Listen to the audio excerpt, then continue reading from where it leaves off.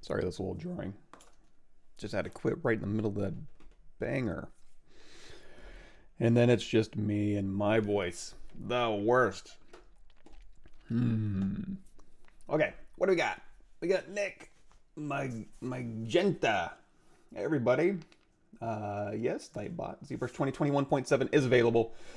And you can see that's what I'm using today. Cool. ZBrush Material IDs or monthly subscription. I have Perpetual. I've had Perpetual for 20 years or something like that. Something ridiculous like that. I remember, oops, OBS is messing me up. Way back in the day, watching, I think it's ZBrush 2.5, there was a fish. And this fish, somebody was making a fish with spines. And this was back in the day when I was NURBS patch modeling faces. And I was like, what is this? What is this ZBrush? This was 100 years ago today. Cool, hey everybody. I don't really have a, I don't have a huge agenda today.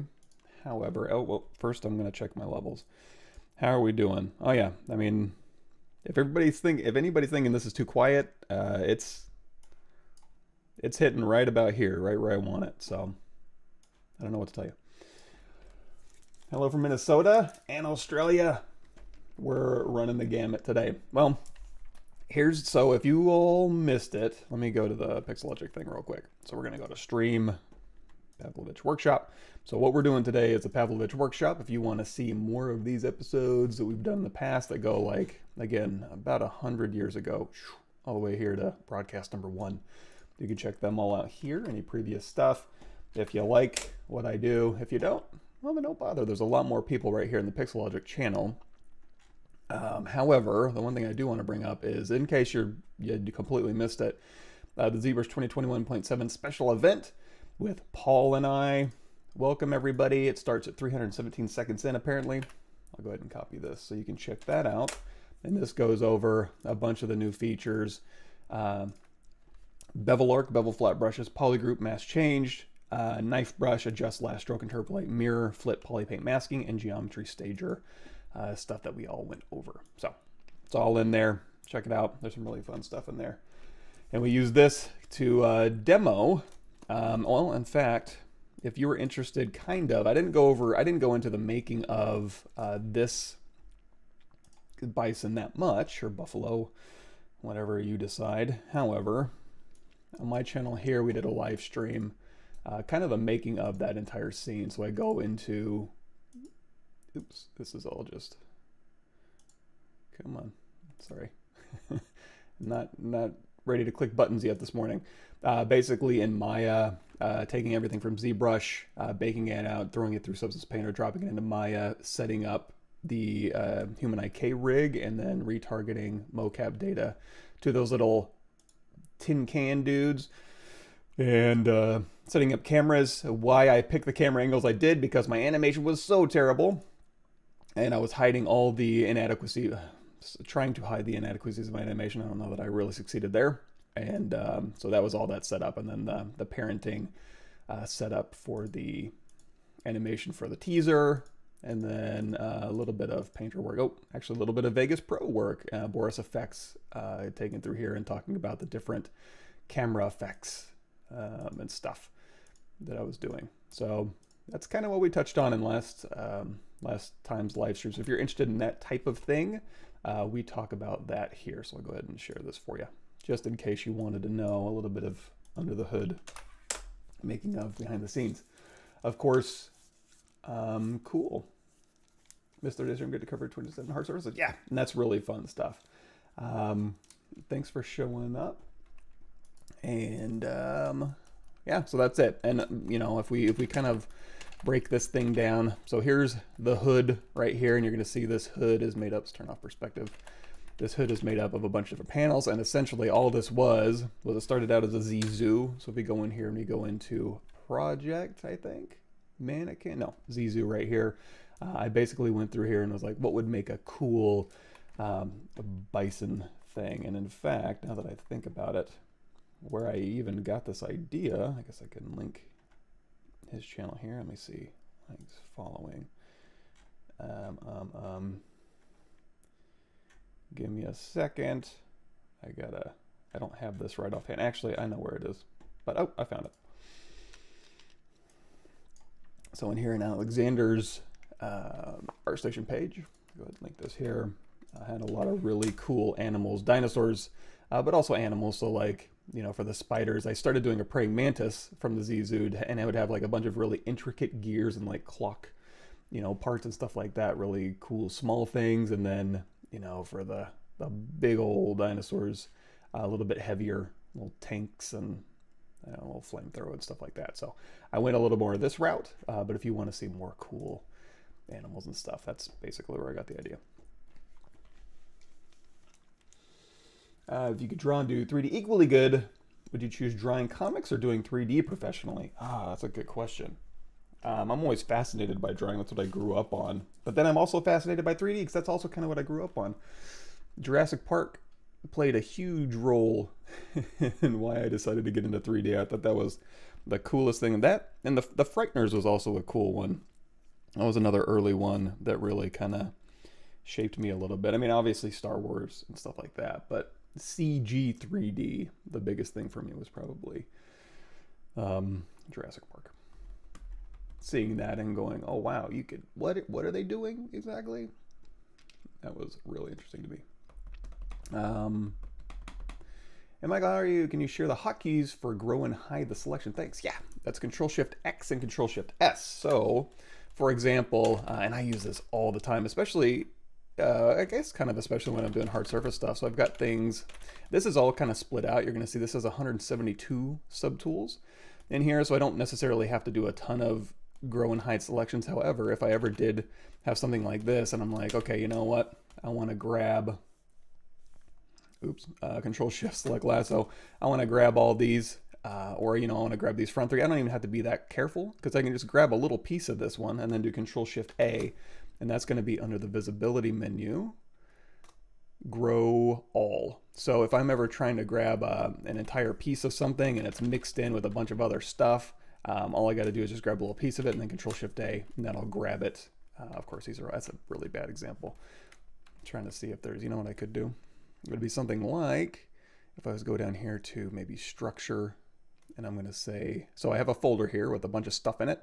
I'm going to say merge folder, and that's going to put a little merged thing underneath it. So now I got a bunch of stuff all stuck together, and it's like, you know what? I just want one little piece. Well, some of these little pieces might have multiple polygroups here, you know, and even these polygroups share. So if you select the polygroup, Control-Shift-Tap, you can Control-Shift-X to shrink, or I'm sorry, to grow, expand, and then Control-Shift-S to shrink.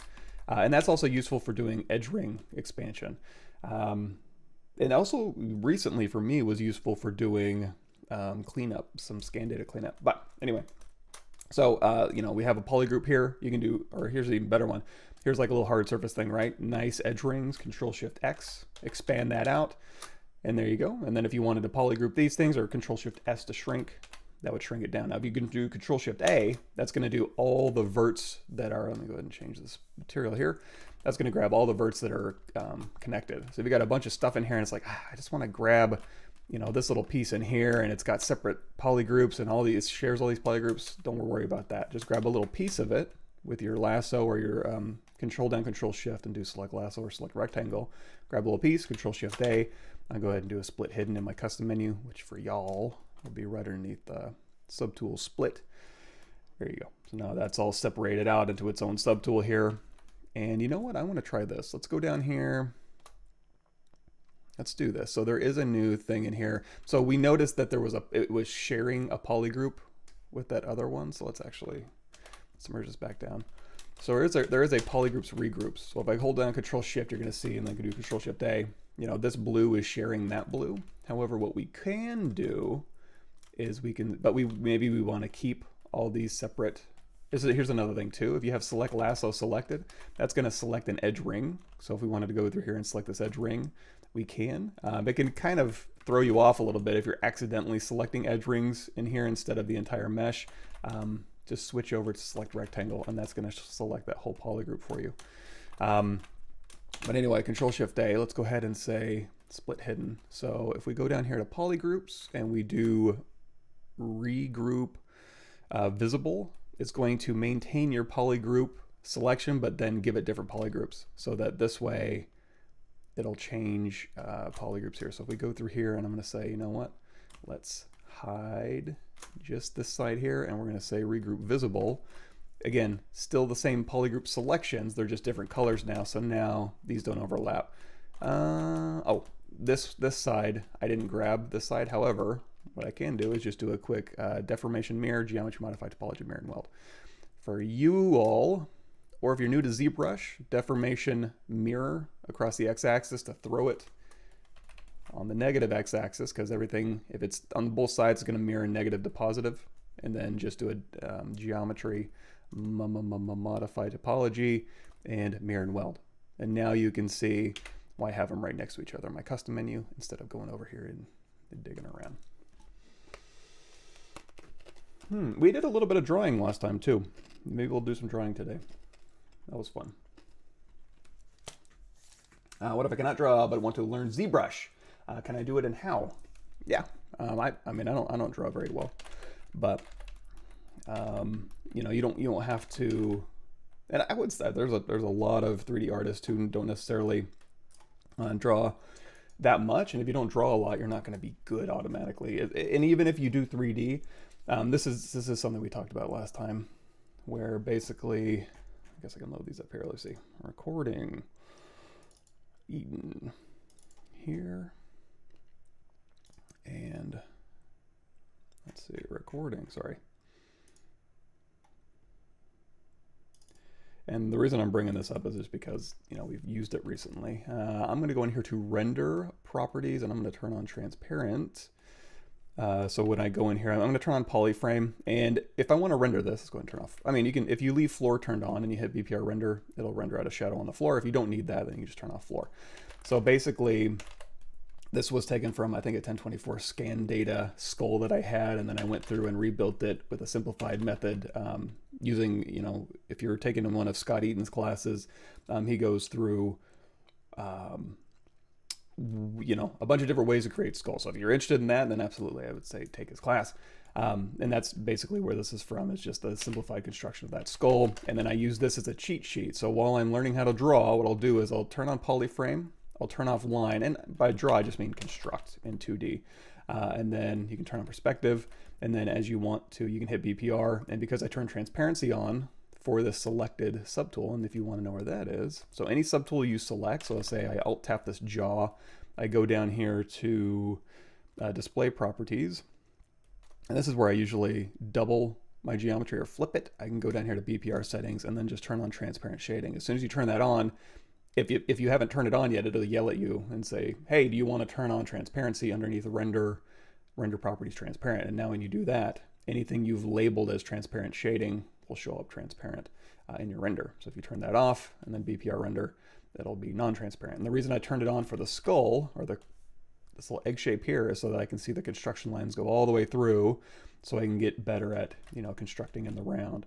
So if I'm matching a skull or a face, you know, if I just had a picture of somebody, let me see, not Facebook. Let me just find an image here while that's loading up. Sorry.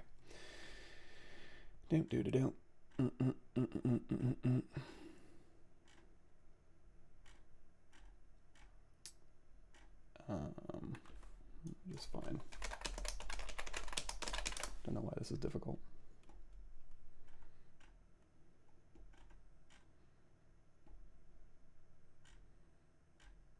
Just looking for all right, I hope this guy isn't like a serial killer or something, but okay, actually I found, okay, this will work. So so we've got a 3/4 head here. So let's say I'm going to right click and I'm going to say copy image, Control and enter, Control paste.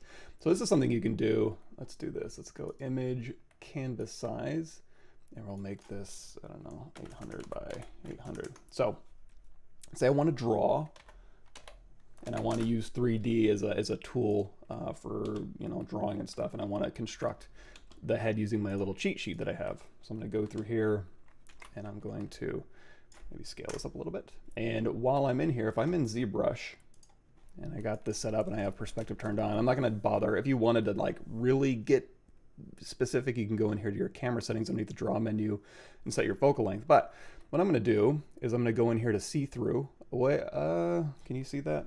It's just out of view of your screen. It's right. So follow my arrow way up here, boop, just above the help menu.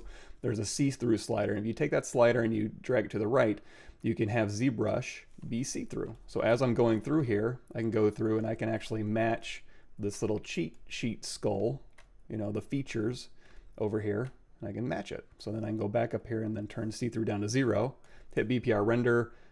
Let's go into Skin Shader for material settings. That's what I have selected here. So underneath material modifiers, we're going to go down here to diffuse of 1, just to brighten it up just a bit. And then I can go in here, Windows Shift S, just grab a little Windows snippet, whatever that program's called they have built in, and then just paste that in here. So now I can use this, or I can do Control N, Enter, Control Paste, so I can have this as a separate window if I wanted.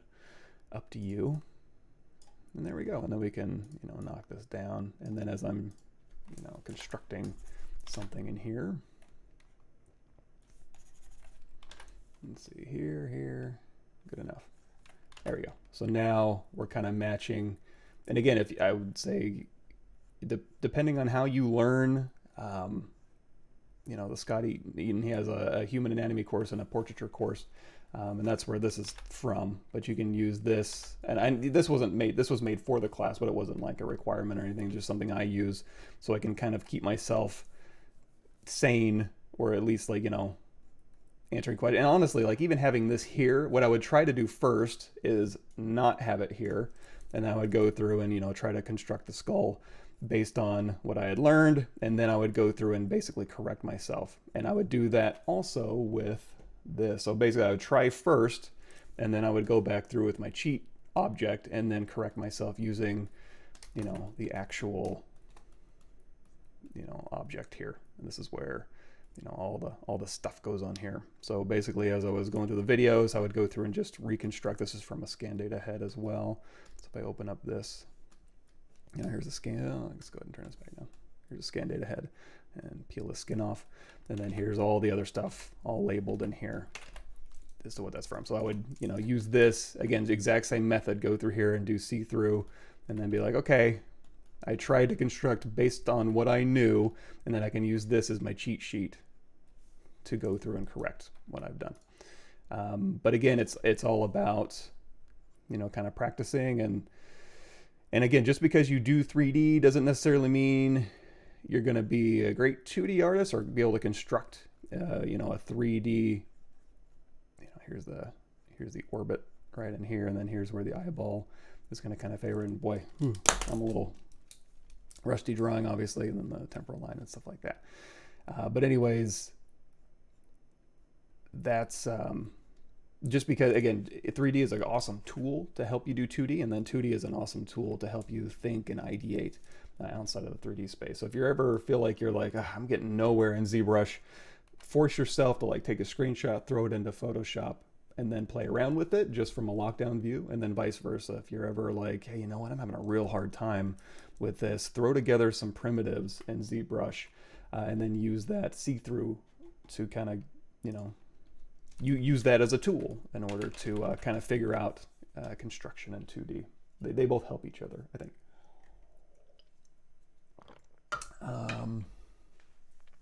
Good morning, Mike. Said I can only stick around for a few minutes. I want to pop aside. Hey, yes, thank you, John. Pop in and say hell. I like that better. Let's make that the new thing.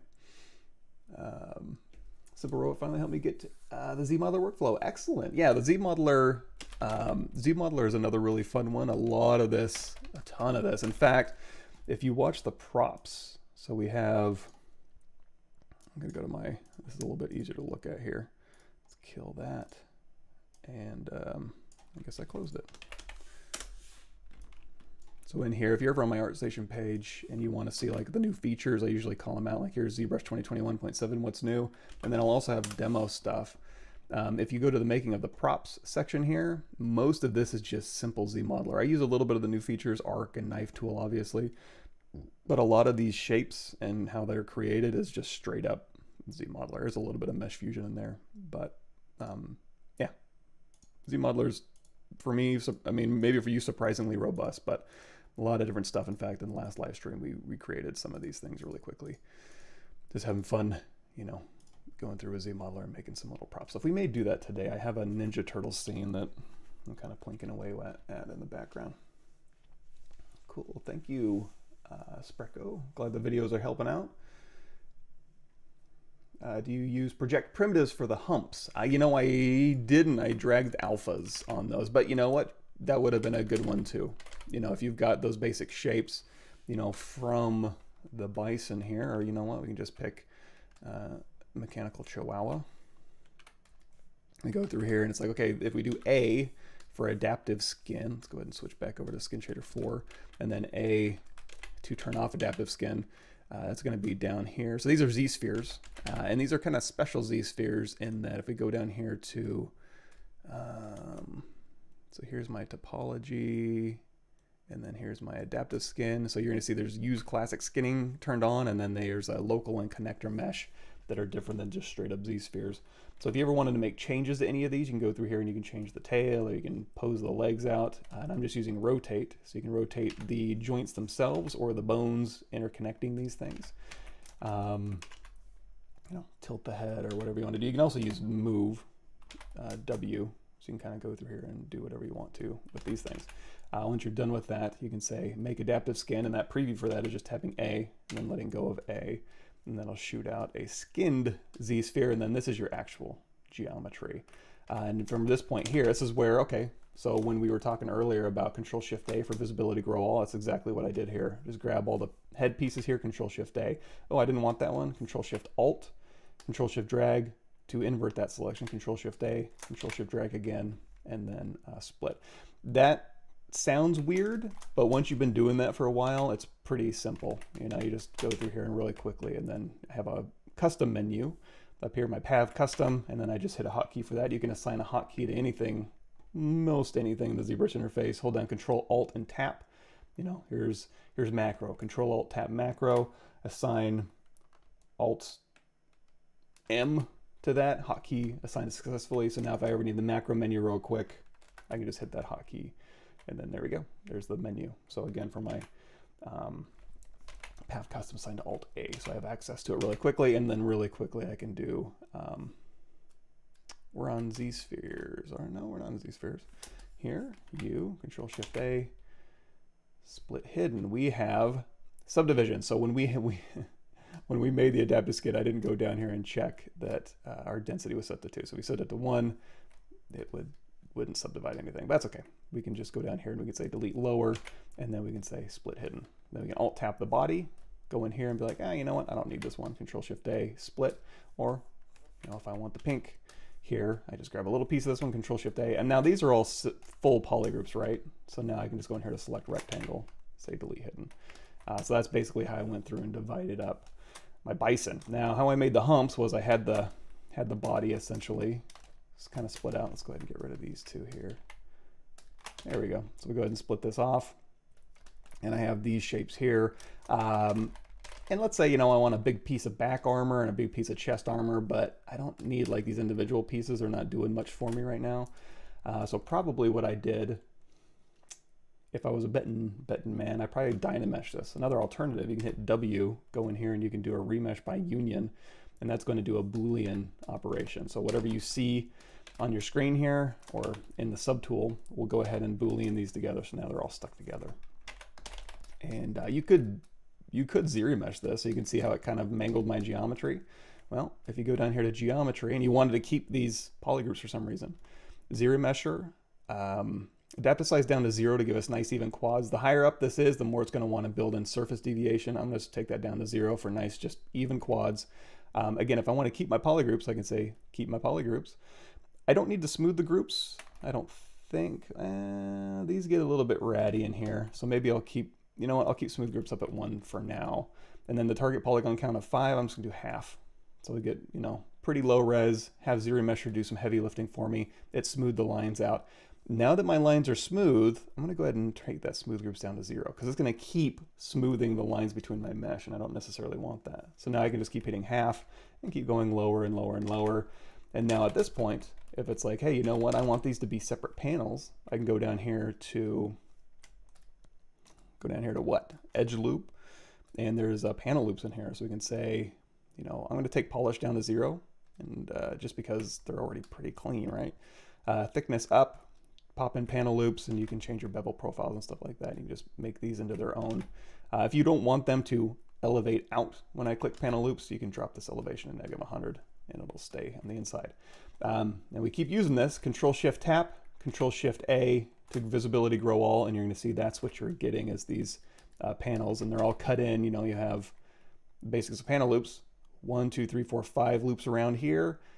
This is the bevel profile, so that's the shape it's making, and it's giving you an inside poly group. And this is another one too, where if I ever wanted to, let's pop these ends off here. So these, you know what, these would be a good opportunity for regroup visible. Let's go ahead and turn off for here. So if I go down here again, one more time, poly groups, let's get rid of this one. I'm gonna say regroup visible, just so I can have this as its own separate thing, and then this piece here, Control-Shift-A. So these are my plugs on either end. You know what? Geometry Modify Topology, delete hidden. So now we have all these things, they're all different panels, and if I wanted to, for some reason, all the inside panels get the same poly group here, except for the one I regrouped. So I can grab these, I can do Control-Shift, just like we were talking about earlier, Control-Shift-X to expand. There we go. And now it's starting to get into the top poly groups here. So you can go here, we know we have 5 loops, right? Oops, here, there we go. Expand 1, 2, 3, 4, 5. Then we can Control-Shift drag, and now we have all the outside things. Again, we regrouped this one, so it's not gonna fit within that trick. So in this case, we'd have to go Control-Shift-Alt, Control-Shift-A. Oops. Oh yeah, these are all stuck together. I would probably split that out to its own subtool. Sorry. Not a great demo because I regrouped that one, but I probably could have just done that manually too. If you ever wanted to regroup something manually, it's basically, I'm gonna take this one here, let's say this one, and this one had the same poly group. I could say, get rid of all this, and then, or I could just take this and get rid of anything else that I wanted, hit Control W, visibility, group visible, and then I'd be good to go. Sorry, that was probably confusing. Is a transparent shader a new feature of the new ZBrush 2021.7, or did it already exist? Where do I find it in 2021.6? Say exact same place. No, that's not. That's old. That's old. That's old news. So it's underneath render properties. You have to make sure that transparency is, there it is, transparent button is turned on, and then you have to have something selected. Your subtool, it's by subtool. So it's not going to make everything transparent. It's subtool specific. So you need to go down here again to display properties and then say transparent should be, yeah, yes, and then BPR render, and then that'll be transparent. So when we turn this off, you'll be able to see through it. I'm enjoying your tutorial. Thank you, M. Chin. Looking to make character for games and wondered what the process for UV and low poly mesh from high poly mesh would be. How many quads? Depends on the game you're making. If it's something for mobile, 50. If it's something for, you know, a fighting game with 2 things on the screen, 200,000. But yeah, production and stuff, that goes into a whole lot of nonsense. That's another thing too that probably everybody will be sad to hear. All this in here, these meshes. So these tin can guys, I made those literally like I think 5 years ago on a live stream. Like if you dig back through my live streams, you'll see the making of these tin can guys again ages ago. They were just hanging around. I was like, oh, you know what? Those would work for this type of model that I did. So happy accident there. However, all this geometry here, I guess I can, you know, let me pop this open real quick. I'll show you. Maybe thinking, wow, you know, you went through and you retopologized this and got great bakes, right? Wrong. Let's see, file, recent Buffalo. essentially what I did was I went through in ZBrush, I decimated it down, threw it into Maya, did auto UVs. You could use UV Master in ZBrush to do this. And then I threw it all into Substance Painter and then just baked it out. Did I not open? Oh, you know what? I changed the folder. I forgot. Here, there it is.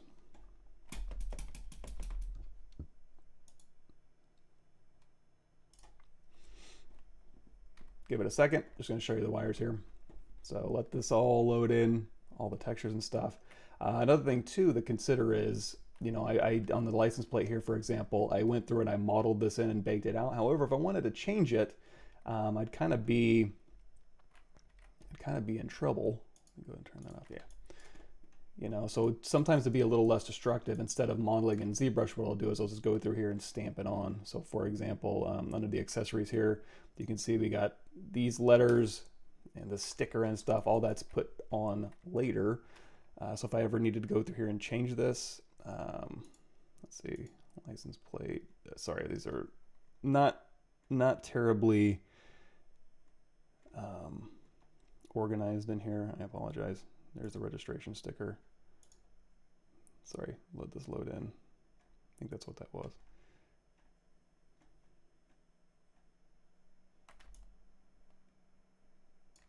There you go. Okay, so here's the license text here. Oh, that's just the license here. Let's see, paint, base metal. Oh, paint height. There we go. So you're going to see this stuff here. It looks modeled in, but it's really not. It's just a height stamp on here. So this allows me to go in after the fact. Instead of rebaking everything from scratch, if I change my mind, I can go in here and I can say, you know what, if it's not going to break the silhouette, just go through here and I can punch it in, or I can punch it out less. It's all just a little bit less destructive, a little bit easier to work with. So something to consider when you're doing your stuff in ZBrush is, am I going to end up texturing this? And if so, you know, do I want to leave that alone? So here you can kind of see on the insides here. But what I'm getting at essentially is, yes, this is game res and it has UVs. However, if we go in here to 2D only, you're going to see it's just auto UV'd.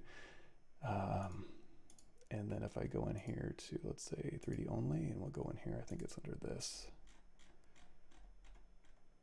show mesh wireframe, it's literally just decimated mesh.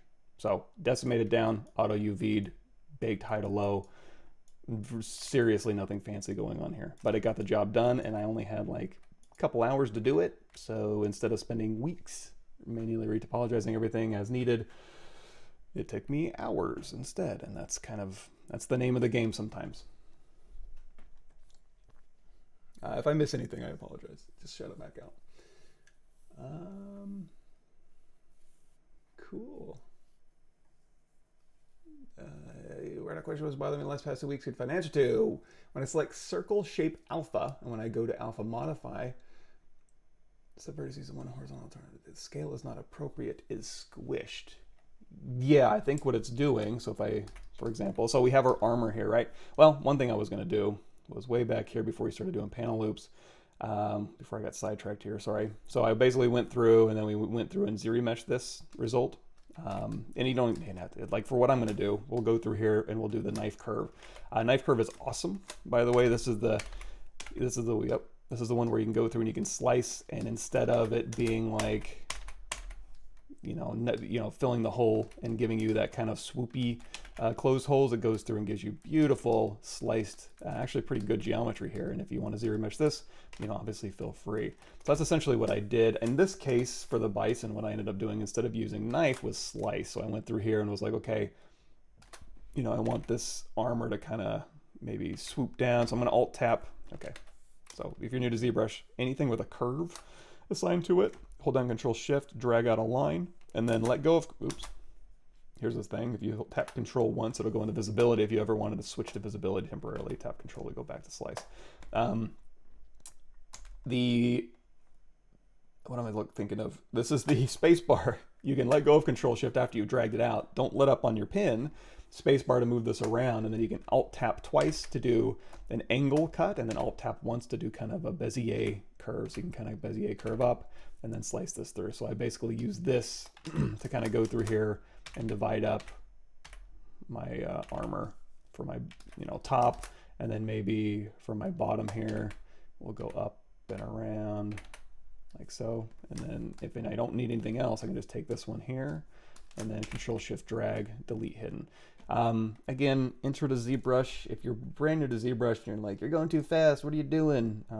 This is a live stream. It's not an intro to ZBrush course. However, if you're really into intro to ZBrush stuff, I'll drop you some links. We have new and updated intro to ZBrush that I had hanging around. And then, where's my other one? Well, here. You can, if you're brand new to ZBrush, this is a decent one.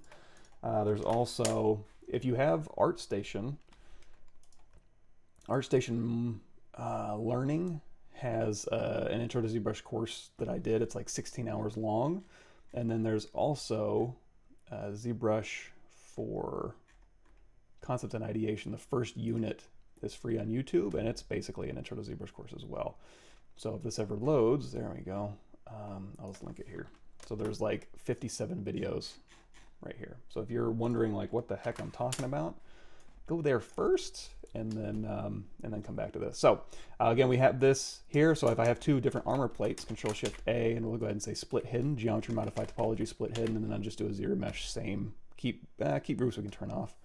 And then boom, we have nice new geometry, and I can go through here and, I could use panel loops. Probably what I'd end up doing in this case is like Q mesh, polygroup ball, or extrude polygroup ball. That was my ZModeler brush. Hover over a face with BZM. I'm in ZModeler now. I went through and manually gave this thickness. If I wanted to pull in a panel or want to make these thicker, I can go to the inside and then just hold down Shift while I'm Q meshing, and then I can go in here and I can say, insert. If I do insert multiple edge loops, I can put a line right down the middle, and then I can go through here and I can say bevel, edge loop complete, and then we can, we'll say inset, polygroup all, or polygroup island might be a little bit safer, but go through here, we'll do another Q mesh polygroup all, hold down Shift, and we'll pull along those normals or push in along those normals. And then if I want to go through here and say, D for dynamic, that's going to give us a dynamic preview. So it'll preview what it would look like smooth, essentially. But then we can do Shift D to turn that off, or just turn off that preview basically. So D to turn it on, and then it's kind of melting everything. So we can go back in here to our creases, and we can say crease PGs. Those will crease our Paul Gabries or our poly groups, and then now those are nice and creased. There's a little bit more to that, but again, if you want to kind of punch through here and then do another crease PG, and then you're going to see this gives us a very, let's turn this back over here. This gives us a very sharp result on those edges. So you can say, crease level of 3 here, and then smooth subdiv of 4, and now it'll give us, it'll basically crease, it'll subdivide up 3, uncrease everything, and then divide one more time. That'll give you a nicer fall off. So that's basically how I did that armor. And then going back to the alphas here, so if I wanted to put bumps on here, instead of doing the project mesh, what I did was we can go in here, we'll grab an alpha. So like what the question was, here's a round alpha, and you go in here to alpha, modify, and then you want to do horizontal and vertical tiles. If you do this, it's going to keep them in a square. It's not going to expand the alpha horizontally or vertically. It's just going to keep them square. So it will squish them. So if you want to keep them circular, keep the H and V the same, 2 and 2, and then it'll keep them circular. However, if you just want to do vertical tiles, you're right, it is going to squish. One way around that, maybe, let's do this. So I'm going to go out of edit mode, hit Control N. We're just going to grab a cylinder primitive, drag it onto our canvas, go into edit mode, turn on polyframe, let's say make polymesh 3D, and we're going to go through here and we're going to make our own alpha. So we're going to go from the top here. Now if I just capture this alpha, it's going to be faceted, right? So we can go through here. We're going to, again, turn on dynamic. That's going to kind of average our verts. Let's go through here to our crease, and we'll say just run this crease here, and it's going to look at all your angles, and it's set at 45, so anything greater than that, this 90-degree angle is bigger, it's going to go ahead and crease that for me. So now we're getting a dynamic preview, nice and smooth. Now if we wanted like a softer fall off, what we could try and do is again ZModeler brush BZM, hover over an edge, and we're just going to put a big old bevel edge loop complete on here. We'll do Shift D to turn that off, and that'll give us a softer fall off. So if I hit D here, now we get a little bit of a softer fall off from here to here. If you're getting scalloping on the top here, you can kind of see it. Gets a little gross up here. Just go back in your ZModeler brush, insert single edge loop, and you can put in a little control loop here to kind of contain that scalloping to a little bit of a flatter surface. Another thing you can do, let's undo that a couple times. So I'm going to say insert single edge loop, hold down Alt to delete that edge loop. I'm going to put a big bevel on here. So bevel edge loop complete here. Alternatively, you could also say insert single edge loop, put one here on the top, and then hold down Alt and just kill that one. And then you can go in here and say insert multiple edge loops, interactive elevation. And then now you can go through here and we can just kind of pull and round off this corner here. If you want to make these the same polygroup, Control Shift Tab, Control W. These came increased automatically. I don't really want that, so I'm going to say uncrease all. That's over here in your crease menu. And then now, when I hit D for dynamic, very, very soft fall off. We still get some scalloping, so we'll go ahead and we'll fix that. This time we could say, you know, inset polygroup island. If we do polygroup all, inset polygroup all, it's going to inset everything that's that green polygroup here. So sometimes that comes in handy, sometimes not. So I'm going to say inset polygroup island here, and that way this is all by itself. I can just go through and inset this. So now when I hit D for dynamic, it's a very smooth fall off. So now when I capture, I'm hoping this is the case, I can go in here to alpha from mesh, and then I'll go ahead and capture a nice, you know, gradient around here. We say okay, and there's our alpha. However, we want them stacked, right? So everybody hold your breath, because I don't know that this is going to work great, but we'll try it. So I'm going to hit W, I'm going to hold down Control and start dragging out. So when you hold down Control and start dragging out, it's going to give you a copy of a mesh. And in fact, if you hold down Control and then let go of Control and keep dragging, it's going to keep copying this out. There is a new Interpolate Stroke that's kind of neat. So if you look up Stroke Interpolate in ZBrush, you'll play around with that. In this case, I'm just dragging out copies. So now I have stacked versions. I'm going to hit D for dynamic. And then now if I go in here for alpha from mesh, it'll go ahead and capture my round alphas. And there we go. So now if we go back to my armor here, and I wanted to, now here's something. Right now it looks smooth, but if I do Shift D again, that's just dynamic turned on. It's just a dynamic preview. Generally speaking, 99.999% of the time, I just use dynamic preview. I try to keep it non-destructive so I can always go back in here and be like, you know what, I want to use my ZModeler brush to, you know, inset polygroup island again, and then Q mesh, polygroup ball, hold down Shift and pull out, and then, you know, I've got a little bump on there, right?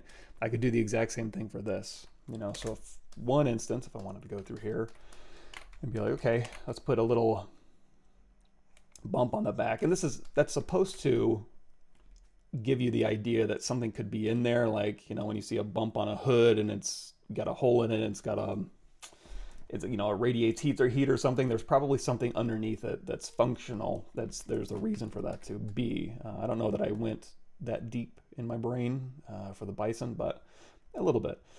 So inset polygroup island here. So I'm just putting an edge ring around here, and then again, Q mesh polygroup ball, hold down Shift, pull that along the surface normals here. Now you're going to see Q mesh polygroup all of these have the same polygroup, so I can move them all at the same time. If I don't, back over to polygroup island. There we go. Hold down Shift and then D for dynamic, and that's one way you could do it.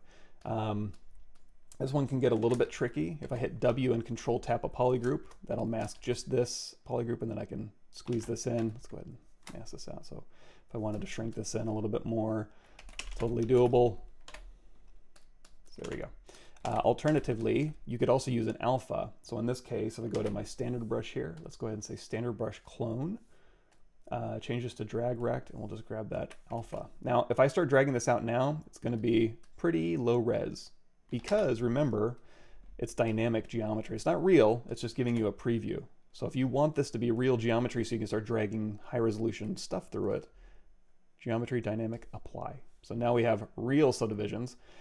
it's not great. Like, I would say use this as a last resort, because what's going to happen is if you say, okay, I want to drag on an alpha. Okay, great, it worked great. And then you're like, oh, okay, now I want to go over here and cut in geometry. Well, now you have subdivisions. So now you can freeze, and it's going to be a pain, right? So just be really careful when you start applying subdivision levels that you really want to apply subdivision levels. So again, we've got actual geometry here. So when I drag these alphas out, you're going to see it's going to start fading around the sides. So just go in here to focal shift, -100. That's that little center ring. It's pushing it out towards the end. So it's a fall off essentially. So you can push that all the way out to the end of the brush. So that way your alpha comes in exactly as you think it should. If it's not enough resolution, Control D, subdivide one more time. You can push this in. Another really awesome thing, 2021.7 new feature. What I would used to have to do in the past would be like, okay, drag it out. Oh, these are too heavy. Go in here, adjust your Z intensity down, drag it back out. Oh, it's too light. Go back in here. Or you know what? I want them to push in. Z sub. There we go. Now what I can do is I can just pick any Z intensity I want and then immediately go in here to adjust last. And then I want to push them in, push them in. You want to pop them out more. No problem. You were always kind of able to do that using layers down here, but this is so much easier. And in fact, if we have, say we're popping in an alpha here, and an alpha here, and an alpha here, and it's like, oh, you know what? I want them all to change their height. Just go back in your history to where you don't have anything. Control tap that point in history. Oops, sorry. Control tap that point in history, go all the way forward. And now when you adjust, let's see, undo. Sorry. And our history line got a little, let me see if I go back here. Edit, delete older, undo history. Perfect. So now we're going through and we've stamped here. So I'm going to go back to this point in history, Control tap that point. And then when I go forward, adjust last, we'll adjust all of them. And that works for masking, that works for Polypaint, and that works for sculpting. So super handy for that type of thing. Sorry, I'm behind now.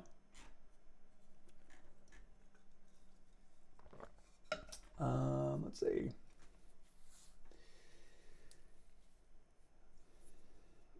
Okay, so that was scale's not appropriate squish. Yeah, so that would be how you can create alphas inside of ZBrush. You can always go into Photoshop, make your stuff, and then import it in. Just under here, under alpha.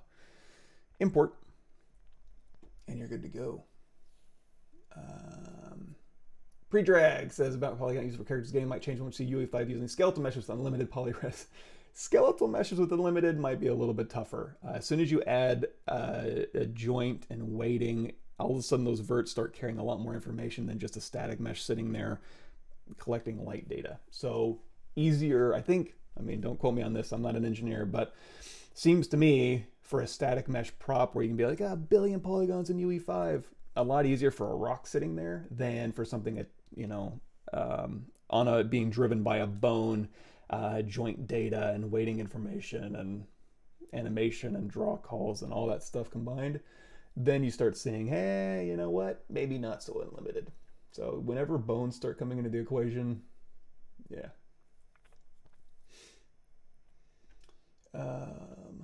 Cool, thanks, John.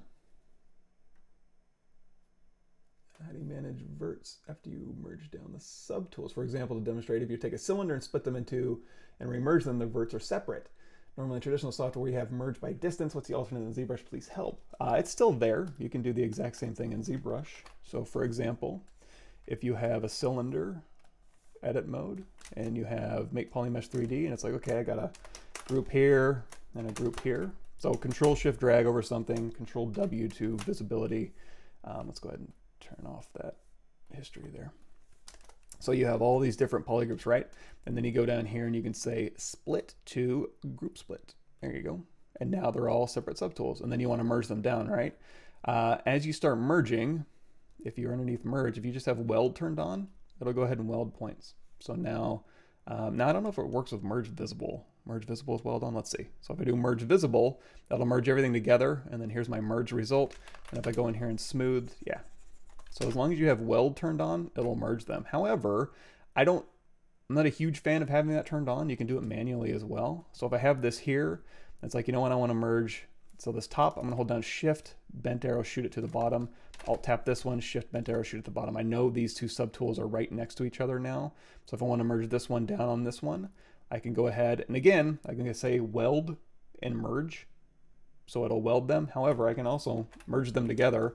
Are they welded? Let me see. D for dynamic. Okay. Sorry, dynamic. So D and Shift D, you can see the polygons aren't welded.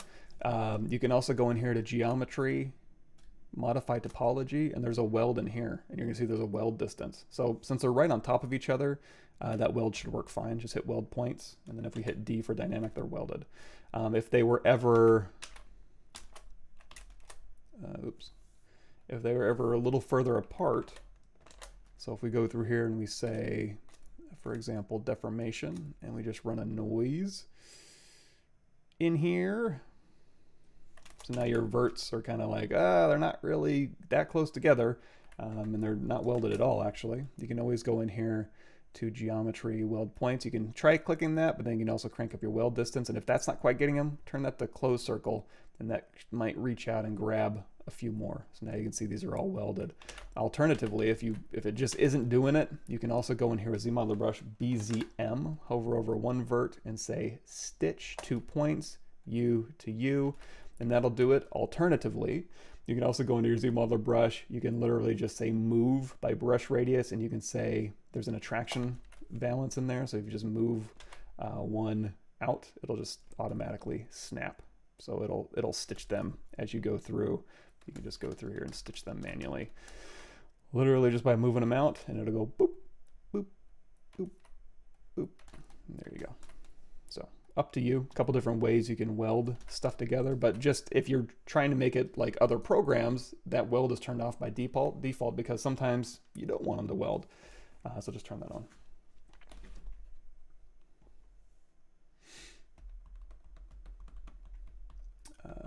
Division word for 30,000 or so. Yeah, sounds about right.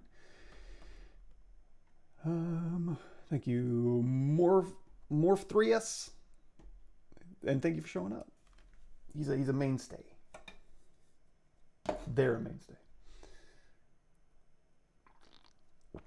What am I sculpting today? Nothing yet. What do you guys want to sculpt? Anything bugging anybody?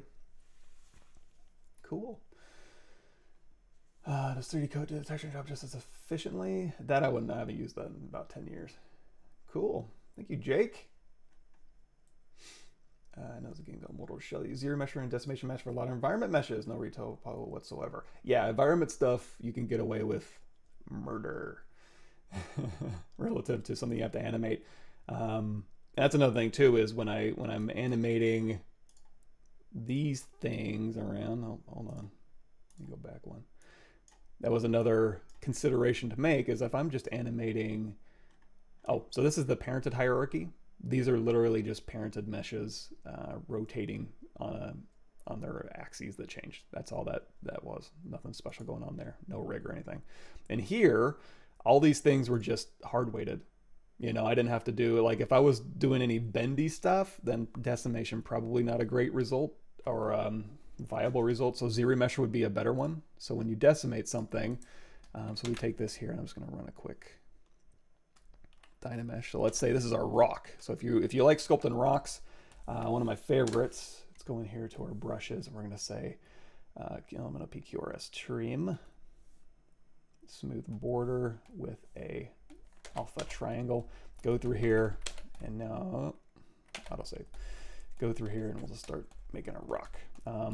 Also maybe a little bit of clay buildup, just to kind of rough up the surface a little bit, and then again, BTB, trim smooth border, go through here, and we'll just kind of knock this down. You can also hold down Alt to kind of pull out to a surface here, and then just kind of push back in. So we've got our rock going.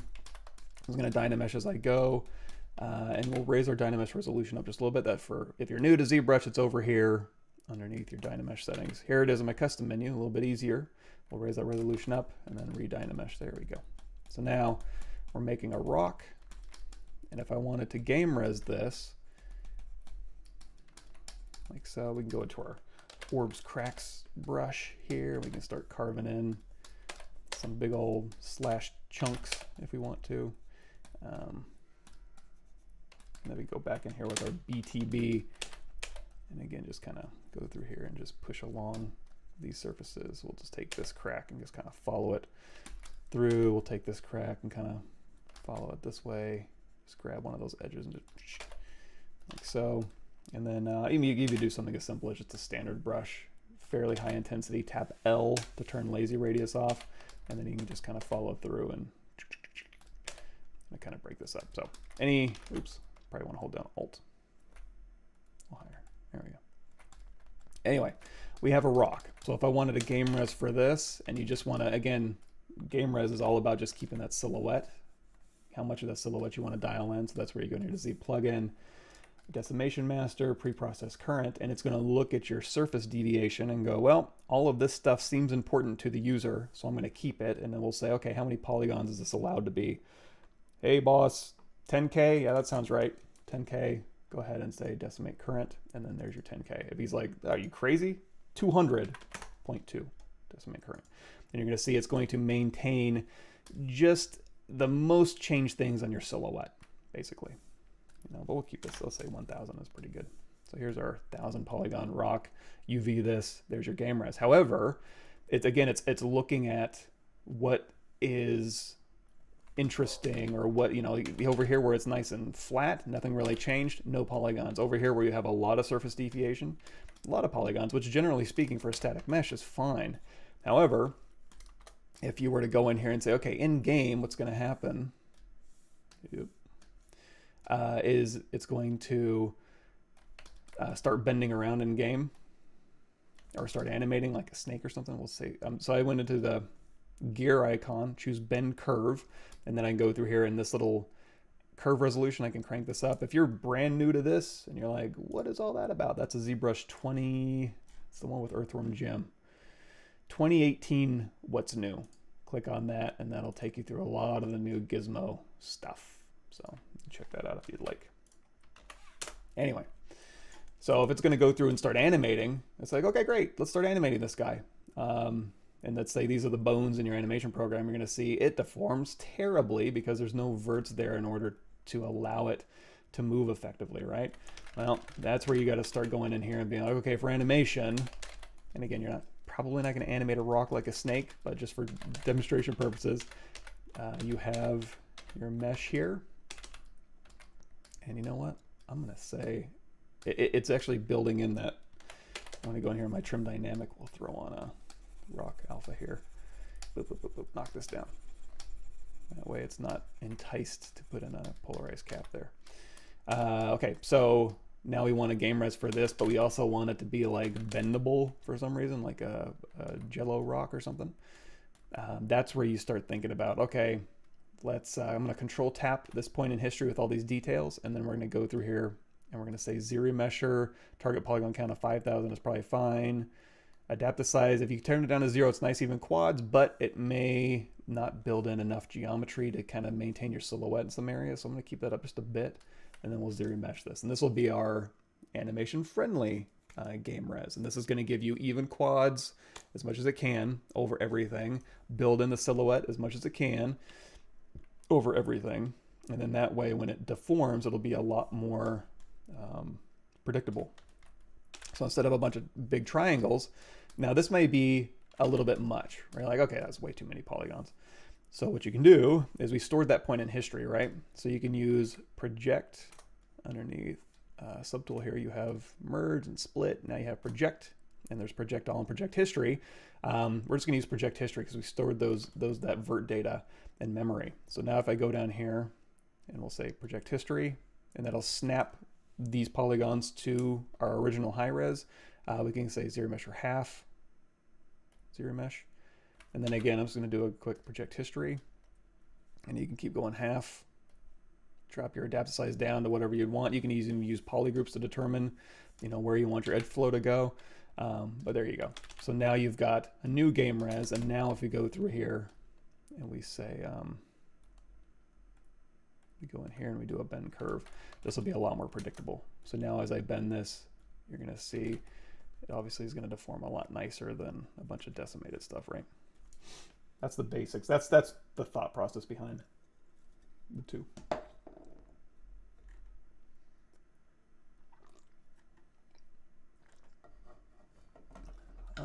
Let's see. Let me cut up.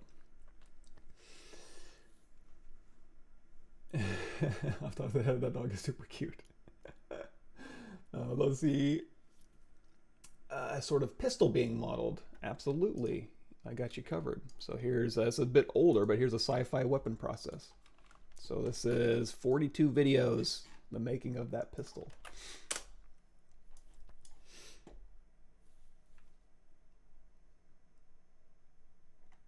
Cool. Morph 3S. Yeah, I like it. Zero too. Boy, that'd be a tough one to say. Morph 03S.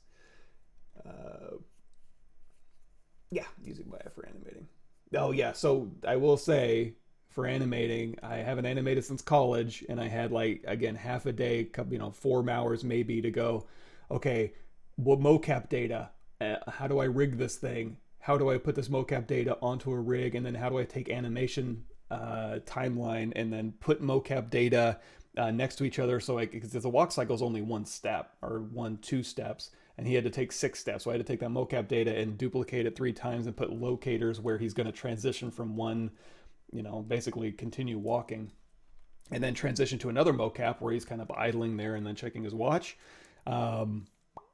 I was able to, again, haven't animated since college, and I was able to auto rig, retarget more mocap data, position that mocap data in the scene, transition between mocap data in half a day. So approaching idiot proof, which is pretty insane.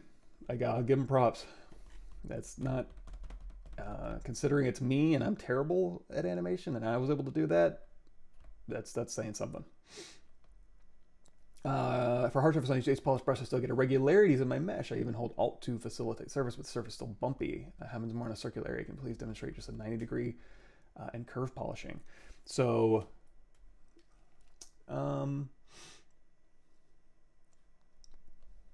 regularities. So, if you're doing, so for example, let's take a cylinder, make Polymesh 3D.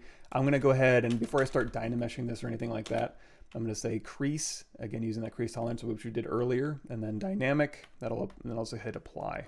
In fact, one thing I can do, I can say ZRemesher detect edges, since my edges are nice and crispy, and then I can say, let's turn on X symmetry, and then I can just ZRemesh this depth size down to 0, same, and it'll go through and look at my edges and give me new geometry. If I want less, just hit half. So you can actually use this to go through and do whatever you want. And then why I do that is I can hit Control D a couple times, delete lower. Again, just nice predictable geometry. I can use the knife curve across symmetry. It's kind of weird. I thought it would give me the same polygroup on both sides. Oh, one thing I forgot to mention, super useful for armor, knife curve, hold down spacebar, BRadius. So if I go through here and just use brush radius, it'll go through and slice out a panel. However, I want to go through here, and then before I let go, hold down Alt, it'll cut through. So then I can go through here and use this to kind of, and again, Alt tap twice. So now I can go through and cut in panel lines. So if I want this to be armor, just kind of sitting out here, I'm going to select all the yellow, geometry modify topology, delete hidden, ZRemesher half, depth size down to 0. I don't need detect edges on because the edges, there's not really any there. And now I have armor pieces. So at this point I can say, Q mesh, polygroup, all. Pop these things out. You can use panel loops too if you want to, but and just like we did before, inset, polygroup all here, and then we can say maybe pull these out, Q mesh, polygroup all, hold down shift, or push them in, whatever you want to do, and then just run like a crease PG, dynamic crease level of 2, smooth so div of 3, all the stuff we've talked about before already, but that way you can go through here and just get, that armor stuff. What are we talking about? Oh, hPolish. So here we have a cylinder, make Polymesh 3D. You know what? Let's do a cube because I can show more things with that. Cube 3D, make Polymesh 3D. And again, if I want nice predictable geometry real quick, ZRemesher same, depth size down to 0, detect edges. Boom, nice predictable geometry. So now if I go through here and I say Control D, a couple times and delete lower, and I want to start slicing through here, or BBA. So I'm going to get rid of this point in history. Sorry. You know what? I wish there was an edit, delete, object placement. Delete that thing. So basically, I have X symmetry turned on. So now I can go through here. Let's go ahead and just turn light off. So I can go through here and I can use bevel arc. So if you haven't seen these yet, these are a new brush here. So you can click on one side, click on the other. I can use this to bevel and arc in, and it's based on where you position, basically where you position your brush. There's also a little bit that happens with your brush modifier. So under these brush modifiers here, you can change that. Honestly, it's probably just easiest to go through here. Another thing too, you can go through here and you can say, mask a couple things. You can do bevel flat, BBF, and you can say bevel flat, pick one side, pick the other, bevel this in, invert this, again, bevel one side, pick the other. Let's go ahead and make this, we'll pick a flat corner here, U to U, boom, there we go. So you can use bevel flat and bevel arc brushes, and you can use bevel arc brushes, BBA, brush, so B for the brush menu, B to narrow it down to all the brushes start with B, and then A is bevel arc, or you can select it. And then as you're going through here, you'll see it'll jump across that gap there. And you can use BBF to continue pushing. So if you wanted to like push this out, you can continue pushing this way. I kind of maybe prefer planar brush, BPL. You basically pick a spot on a surface like so, and then you just use the planar brush to continue, there you go. That's a sculpting, not ZModeler, but if you're just kind of figuring out a shape, nothing wrong with that, right? Now hPolish. So let's say we're in here and I'm got this thing dynameshed and I want to use hPolish on an interior edge or something like that. So we're going to go through here with our knife curve. We'll turn this on a little, oops, brush radius off. There we go. So I want to go through, and let's say it's kind of lumpy here. Again, we'll go down to our trusty noise here. Okay, we got a lumpy mesh. We want to start polishing this stuff, right? So we're going to go into our polish brush. First thing with polish brush is it may not be the best thing for the job. If you wanted to polish a side, well, it might be better just to go in here to clip and say, just kind of clip that surface back to polish it, right? Whatever makes the most sense. However, that may be a little tougher for some of these areas. Or if you're just kind of playing around, you want to polish something. This is where, on this side here, you want to, polish has two things. You do Alt, hold down Alt, or let go of Alt. Holding down Alt will pull up to a surface, letting go of Alt will push down to a surface. So when you're on a concave area, I usually cycle back and forth, so I'll kind of pull up and push down. And also look how big my hPolish brush is. If you go in here with a tiny hPolish brush and you're trying to like, hold on, let me contrast, negative contrast, just to kind of soften this noise out a little bit. So if I go through here with a tiny hPolish brush and I'm trying to like polish a surface down like this, you're gonna get a lumpy result. You go in here with a big old hPolish brush, hold down Alt, let go of Alt, and you just kind of go back and forth. And that's going to, give you those nice broad surfaces in here. So if you want to do hard surface stuff too, so you use your clay buildup, you can kind of pull out to a surface and then go in here with hPolish. We're just going to polish the surface down. I'm going to let go of Alt and hold down Alt. Big hPolish brush. And then when you get into a tight corner here, again, it's going to start affecting the other surfaces, but you just hold down Alt to pull up and then let go of Alt to push down. And then as you alternate between those, you can start kind of dialing in those surfaces. However, again, it's not the best tool for every job. It's okay, but there may be better options for you to refine surfaces. In fact, one of them may be stop sculpting. If you just have a basic shape in here, then rebuild it. Use ZSpheres and rebuild this in a couple minutes, as opposed to meticulously going in here and giving yourself carpal tunnel trying to polish these shapes down when you can spend 5 minutes rebuilding it and then you have a nice mesh. Now, is it tedious? Sure. Plotting points isn't anybody's favorite thing to do in the world, but it's still better than spending 15-20 minutes of scraping away your Wacom using hPolish to get a okay representation. Or clip, you know, go through here and clip all that stuff. So depending on what you're making, panel loops. Well, if you're ever in, again, if you just Google, but if you're on my channel, you just type in panel, and then panel loop presets plugin, hard surface geometry from Polygroup it, uses panel loops maybe. TechSoup ribbing, that uses some panel loops here. Trying to remember, I think I don't really go into panels that much except for in my ideation course. So panel loop. I think in the panel loop presets I talk about panel loops, like basics. So here going through and slicing, and then panel loops and how to adjust panel loops here. But yeah.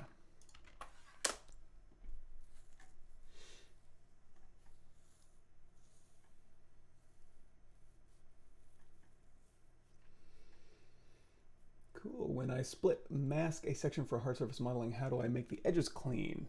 So if you're in here, it's like, okay, I've got this, and I'm going to hold down Control, go, let's do this. So this is a little bit funner. You can go in here to mask pan and throw in an alpha, take that focal shift down to -100, and then as we go through, we can kind of drag this out, but you can see it starts, you know, on a surface. You know what? Let's do this. Cylinder, make polymesh 3D, crease, divide a couple times. And you know what? I don't like these polarized caps, right? Well, ZRemesh to the rescue. X Symmetry turned on, detect edges, half, depth size down to 0. Give me new polygroups, give me new geometry up here, much nicer to sculpt on, right?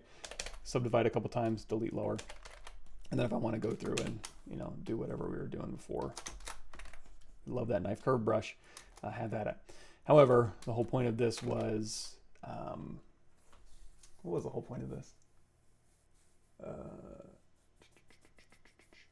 Oh yeah, hard surface modeling and then using mask. So if I had the polarized cap up there and I dragged an alpha over it, it'd look terrible.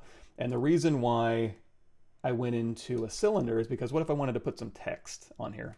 Usually, like I said at the beginning of this show we're doing, I would do it in the texture. If it's not going to break the silhouette, then just do it in the texture. It's a lot less destructive. However, if you're going to 3D print it, kind of has to be in the model. So in this case, if I go in here to my alphas, and we go in here to military, we're going way back in time. We're going 10 years back in time to that original mech helmet. I've got some circle stuff with some stuff written. So if I grab this alpha, just double tap it, I'll throw it into my alphas. I'm going to take my standard brush. No, you know what we're going to do? Hold down Control, swap this alpha out with the circle text, switch this over to drag rect. So now if I take this, turn off X Symmetry, and I try to drag it out, number one, we don't have enough resolution. Subdivide one more time. So now, as we're dragging this out, we're having to really, like, I gotta position this exactly and I have to know exactly where to drag from. It's total pain, right? BT, Transpose Smart Mask is what you're looking for. BTM, Transpose Smart Mask. Now, it's a transpose thing, it's not a gizmo thing, so you gotta go up here and hit Y or toggle that button off, and now you have a transpose line. This is a special one though. This is Transpose Smart Mask, so we're gonna load in that circle text. And then now when I hold down Control and use this, I can use my space bar to move it around. So now I can go through here and position this text exactly where I want. And you know, it went all the way through, so we'll say, turn this alpha off. Mask pin, we'll hold down Control Alt, we'll just unmask all this. So we have our text up here, right? However, if we go through here and we say, we want to do, now this is gonna be a bad example, but I'll show you anyways. We want to pop this text out as its own mesh. Well, a couple million different ways to do this. One way to do it is to go down here to your extract, and you can say extract based on masking, and you can say, you know, just hit extract, and that'll extract this mesh out.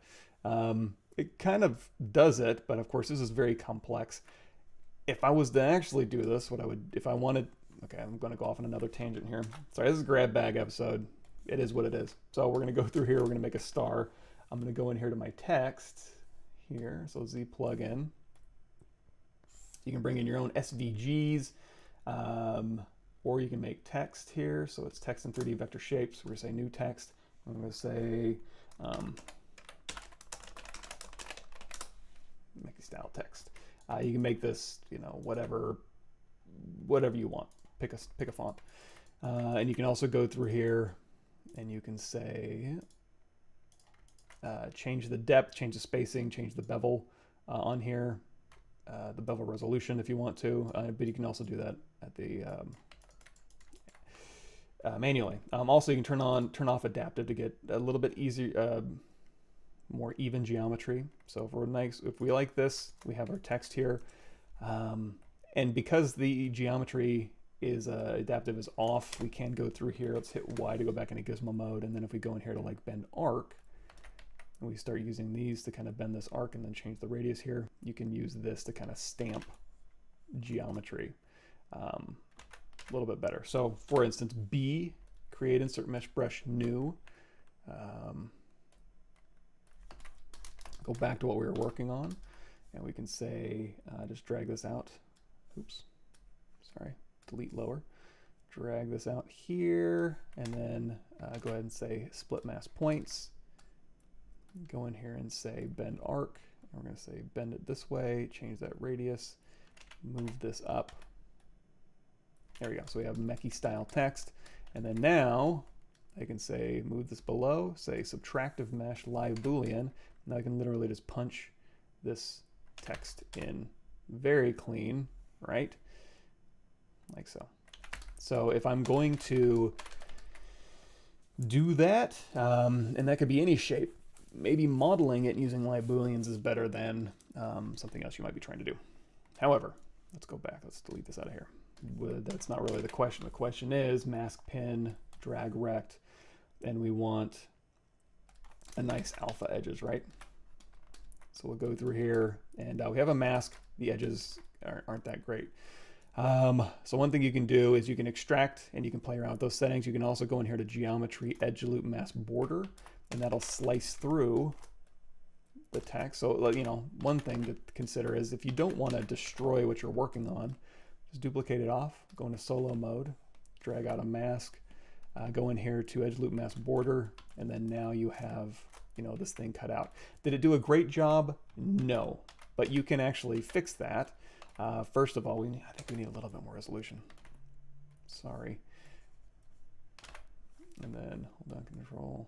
There we go. So we have a little bit more resolution. This is going to be problematic because it gets real thin in there, but we can give it a shot. So again, edge loop, mask border, or you can just hit Control W.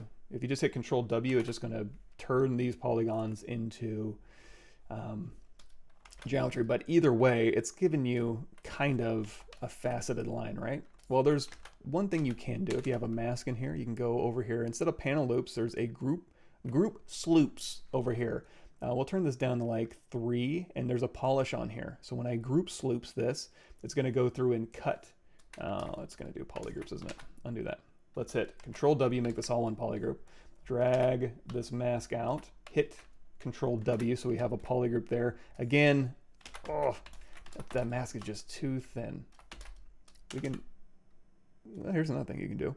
You can go down here to masking, and you can grow and then sharpen. So if I Control Tap, that'll blur, and then Control Alt Tap to sharpen, and that'll kind of smooth it out. Of course, that may not be what you're looking for. So again, going back here, we'll hit Control W, just gives it a new polygroup here. Let's make that more obvious. Let's turn off the line, but it's aliased, right? Well, you can use groups loops to go through here, and with that polish turned on, it'll give you loops around this. So now you have nice smooth lines, and if you want both of these, just Control Shift drag, like so. Another option, and if this is like, if you really want to control, and I'm giving myself a very bad scenario here. Again, we'll go, so here's our mask, Control W to make that. I'm going to hold down, hit the comma key, go in here to brush, smooth, MMOPQRS. There's a smooth groups option. So now when I go through here and hold down Shift to smooth, it's going to smooth the polygroup lines through here. So you can literally manually go through and smooth these out. You can also go down here to masking, and you can say just mask my polygroup border. Nope, mask my groups border here. And then I can Control Tap to invert that. Let's do this. Mask my groups border, grow, Control Tap to invert that, or hit the inverse mask. And then now I can go to here to deformation and then do a polish by features.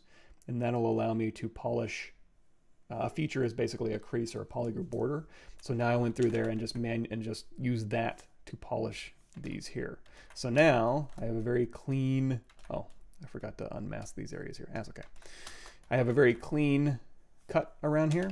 So if I wanted that to be separate geometry, no problem. Say delete hidden, go through here. I'm gonna grab a little piece of this one, Control Shift A, Control Drag, Alt, Control Shift A, and grab that one too. There we go. Geometry Modify Topology, delete hidden, and now we have this piece of geometry. You can try ZRemeshing it. You can try turning it into a Boolean. You can extract it if you want thickness. If you just have geometry sitting here, you can instead of masking, you can also extract just from visible geometry. So there you go, and then we can say accept. So now you have visible geometry. Again, you can turn this into a live Boolean, like so. So now you can kind of whatever you want to do. A couple different methods for doing that.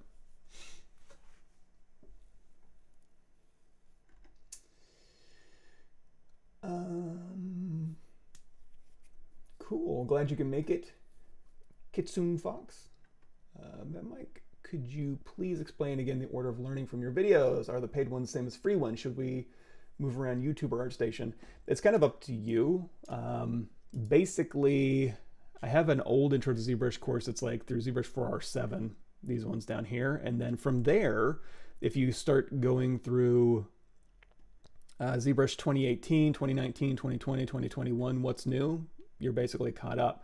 ArtStation also has, if you have ArtStation Learning built into your ArtStation subscription, here's another Intro to ZBrush course. Now this one stops at ZBrush 2019. So 2020, 2021, you'll just have to watch the What's New. Those are free. The most comprehensive course that I have is the Intro to ZBrush for Concept and Ideation here. And this is like 300 and I guess I don't know, let's look. YouTube, Google Docs.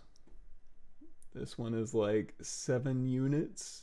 I haven't updated it for 0.7 just yet, but I will. So yeah, so this is a lot of hours through here, and a lot of different things. So this covers a ton of stuff. Not everything, but a ton of stuff in ZBrush.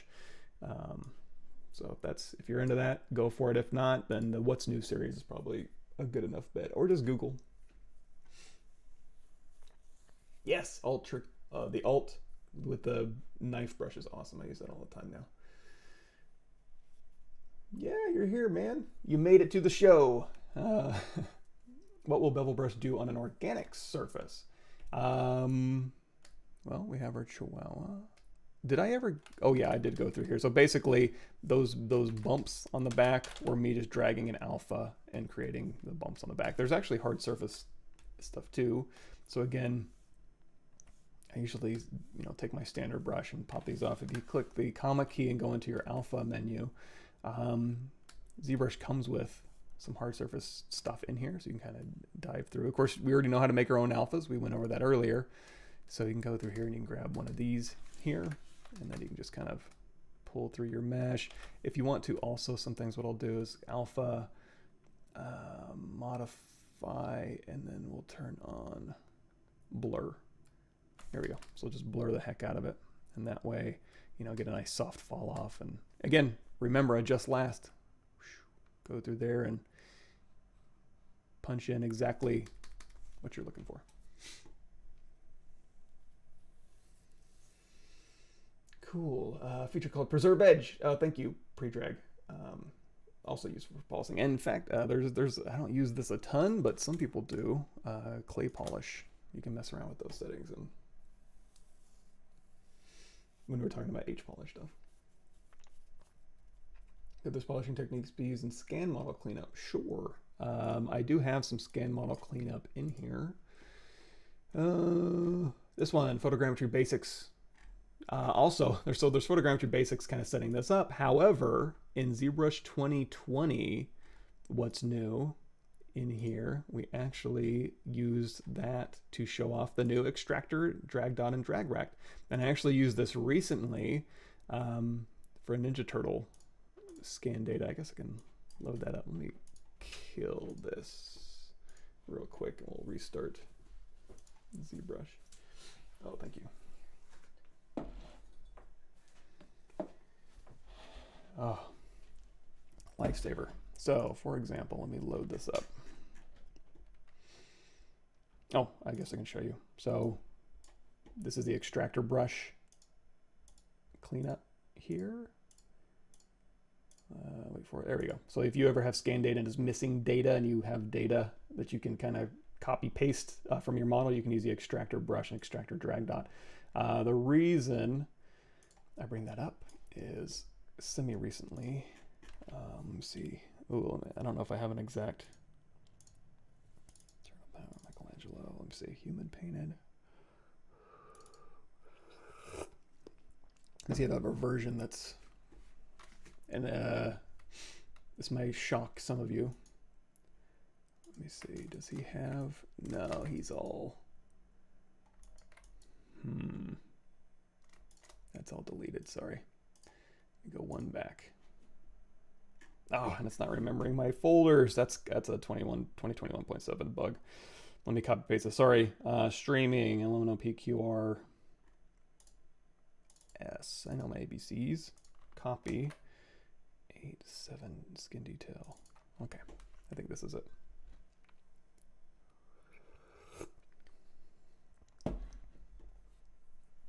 So basically I went through and I projected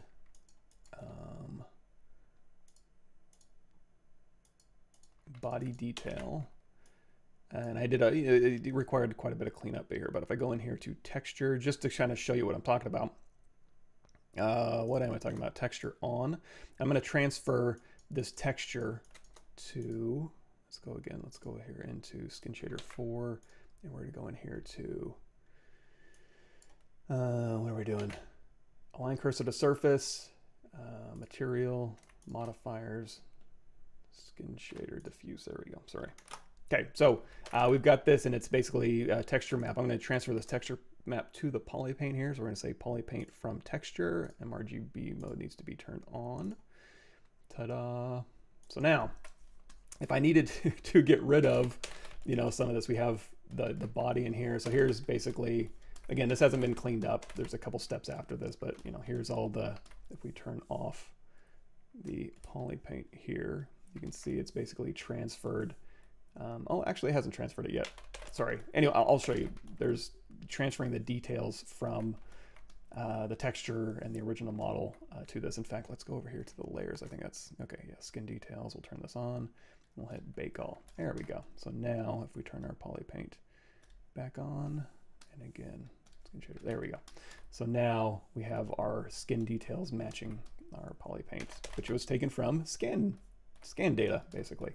But if we wanted to clean this up, like you see, well, he has these underwear on here, so we can go through and we can use the Xtractor brush. So B X for Xtractor, and then we have an Xtractor standard type, and then dot, and then drag rack. So I'll do the standard type for now, and essentially what you can do is you can hit G to sample one area and then just drag across, and it's going to sample not only the textures but also the height information. It's going to store an alpha in there, so you can use this as kind of a texture and cleanup for your model as well. Of course, you probably want to go through here and smooth this out first and then use this as a cover-up pass, for example. So if we go out of here and we say turn off our Polypaint here, and we say let's go back in here to start a material, and we'll say geometry, we'll drop down to like something level 5 and then 4. There we go. So again, we're going to do a little bit of cleanup. We don't want that all built in there. And it's just a little bit easier to drop down in subdivision levels and do a little bit of cleanup. So that way we're getting rid of the larger shapes, secondary shapes, and then finally to the really, really fine shapes here. So now we have skin detail, and then we have Polypaint information that we also want to replace. and then we can use that, use our Xtractor brush that we use, BX, and it should have stored, yeah, it's still stored in there. So then now I can literally go through here and replace that skin with new skin. Also useful for this, then I'll type a cleanup too, so we can go, here's another one. Oh, another thing too is if it's not enough resolution, you need to go in here to alpha, and you're gonna need to say, if you turn on from brush, you'll see the alpha width is set to 128. You can set that to 256, 512. Careful, it starts ballooning really fast. Like the higher you make this number, the more texture information, pixels, and height information in pixels that it's gonna pick up. So something to keep in mind. But yeah, that's one way you can go through and quickly clean up from the original scan data. But anyway, this is the, let's go ahead and turn this off here. Couple different scan wrap. There we go. So again, a little bit of a nightmare fuel. However, once it's all cleaned up, I can just go ahead and load in, paste.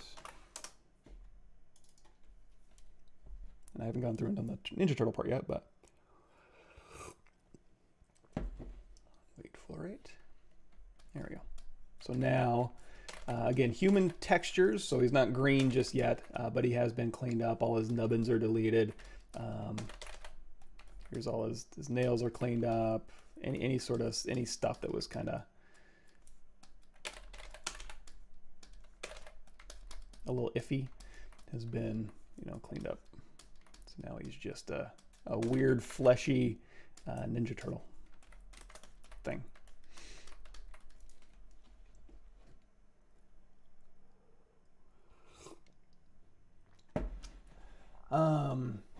Lewis says, I just go on ZBrush. It's impressive how old are you from ZBrush? Probably about 17 years I've been using ZBrush. Previous question, does 3D Coat do this texturing job just as efficiently? That I don't know. I used 3D Coat 10 years ago. You have to ask the 3D Coat guy about that. It's cool to see your stream popping on my YouTube while I'm opening ZBrush. Thank you for sharing your knowledge. Of course. Thank you for being here.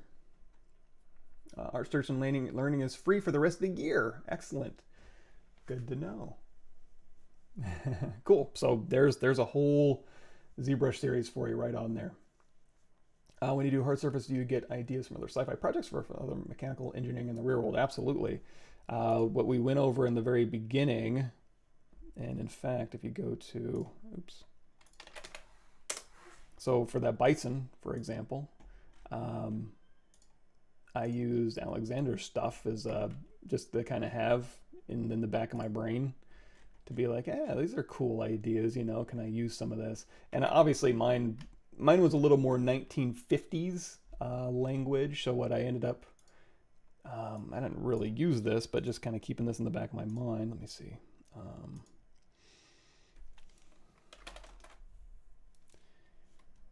Vehicle components. What else we have? If you really wanted to get into it and you wanted to do something like, let me see. Because one thing I did consider doing is like making the bison so it had like a chassis that held a seat that had like reins that the little robot guy could sit in the front, so he'd be like a horse and buggy bison that he could control, or maybe not even reins, but like a little joysticks or something like that. I didn't have enough time, but there's always tomorrow. Load this back up. But essentially, while you're going through and doing this, taking notes. I'm trying to find my notes actually. There was also terminology. There's kit bash, organization. There's lightweighting, mechanical terminology and examples. There's a H point. Yeah, so always keeping in mind like different manufacturing guides, and for example, on the lightweighting stuff, I kept it old school, like 1950s Fallout style. So this type of stuff, as soon as you go over here into this type of lightweighting, this generative design manufacturing, they weren't doing this in the 50s. So I kind of kept it more to this type of lightweighting just because that's the style, and it kind of fit the brushes that I was using more. You know, using the Bevel art brushes for this type of stuff probably wouldn't have been all that useful. So that kind of determined, like I'm demoing these features, this is the type of style I'm going to go for, just because I think it'd be easier. But yeah, you know, for, you know, why these things are punched in and working sheet metal in ways that they are worked for additional support and stuff like that. Always good to have in the back of your mind. You know, kit bash organization, different joint types, you know, are always good to have. So it's all good to have. I'm not great at it for sure, but I don't do a ton of it. I agree. That pink Ninja Turtle, a little bit weird. Better for retopologizing. ZSpheres are using ZModeler with new function extruded edges. I'm faster with ZSpheres, so what he's talking about in here. So ZSphere topology, again, this is one of those things where if you're just kind of looking and you're like, what does that mean? This is a little search thing here. Topology. So this is, here's the new extrude topology, here's ZRemesh topology, here's ZSphere topology and cleanup. So there's a bunch of different topology stuff. However, in ZBrush 2021,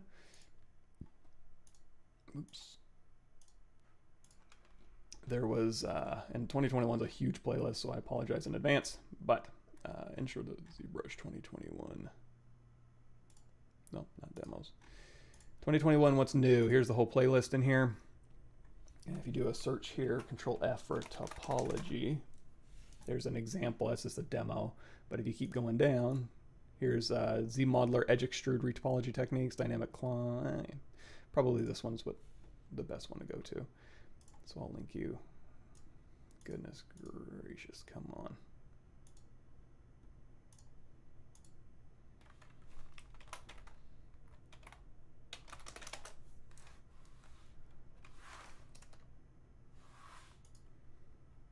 There we go. 35. Close. View on YouTube. Index 45. That's what I'm looking for. It would be basically using edges to kind of go through it. So they're all kind of packed in there.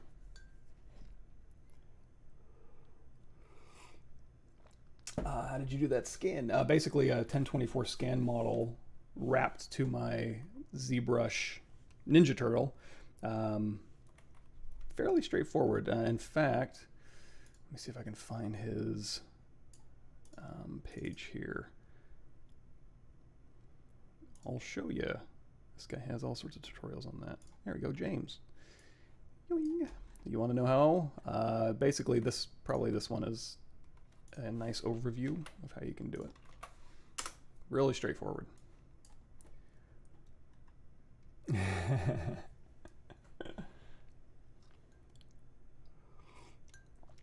No texture painted in Spotlight for that. That was just straight transfer. Bison process through Houdini for the final mesh. That was just decimated in ZBrush and Auto UV. But you absolutely could if anybody's interested in the Houdini stuff. Would be my page, which is nowhere. Sorry, yoink. Here, so there's Houdini Auto Game Res, and then there's the Houdini Auto Game Dev Toolset. So that's basically taking your ZBrush mesh and throwing it through Houdini for automated game res and UVs. So it's kind of cool. Bop, bop, beep. Going through here. A little bit more control maybe, but again, I just did it in ZBrush real quick. Took me a couple hours, but I just kind of went through subtool by subtool as needed. Combined, Dynamesh for the envelope, decimated down, exported, high, low, auto UV, bake and substance, texture it real quick, throw it into V-Ray, and animated Maya. I had V-Ray, just figured I'd use V-Ray to render it in Maya and then call it a day. Yes, long dress. So it kind of depends on what I would be using it for, but an easy one. I've done a couple examples here. Pattern dress creation, clothing pattern dress creation, custom spotlight dress creation. These ones here. So 11, 12, and 13 in ZBrush 2021 is what you're looking for. I'll find it for you real quick. So playlists, here's how you can navigate my channel. we need to go to created playlist. You won't need to do that. And then down here on ZBrush 2021, what's new, view the full playlist. And even in here, we could just do a search for dress. So 11, 12, and 13 is all about long dress creation, or dress creation. Then all you would need to do for a long dress creation is just pick a long dress pattern or extrude that out and drape. Dembo said he was your student on Stylist League stream. Hannibal, hey. Yes, and the Ninja Turtle I did was for Stylist League. So when I'm done, I'll post links to all. I mean, hell, I can do it now. There's no, let me see.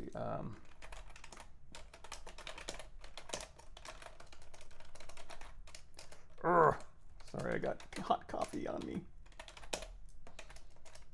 I'm typing around my coffee. There we go. So if you want to see my Ninja Turtle stuff, there we go. Those are the Ninja Turtle episodes I was in, and you can see me sketching in 2D and sketching in 3D, basically, is all I did.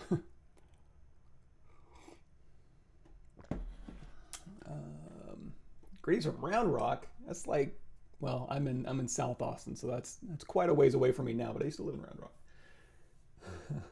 New York's pretty bison for baking substance. Did you do it part by part or one whole FBX? One whole FBX. Well, one whole FBX per section. So like the hood, armor, cloth, wires, accessories, and structure. These were all combined and then exported as one FBX each with different material IDs. So let me show you that.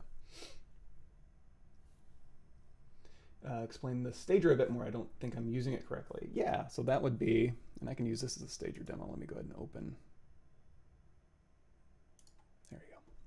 So while I'm opening that, this one can get thrown a little bit here. So for example, we have this piece here, and we'll go to, so just real quick, these are my different texture sets, and so these were all imported. So if I go in here and say, just show me this one. So these are, oh, let's wait for it to load up the resolution. I guess it did. There we go. So there's, I guess I called them accessories, just a bunch of stuff on them. And then here's the armor. And this was all, again, oops, exported on through. And I'm also using the V-Ray material in here. So when I export it, I use the V-Ray export preset, and then I just plugged all that stuff in. So as I'm in Maya rendering, it's just happening on the fly, and then I can just set and dial my settings like that. Super easy. Didn't have to use my brain. It was all kind of done for me. So that's the good news. But anyway, yeah, these are all this. And then if I go through here, let's just do a quick, you know, I guess I can go in here to our ID. There we go. So this is the vertex color out of ZBrush for my high res, baked to my decimated low res, and then these are the vertex IDs, just so I can quickly apply things to all the armor or all the things. And if I, you know, it didn't always work out, some of the stuff I swapped around a little bit, but just for a quick first pass, using these material IDs to determine where all this stuff went on my mesh. But for stager here, so we're gonna have an object, and we can have two different stages with move, scale, and rotate.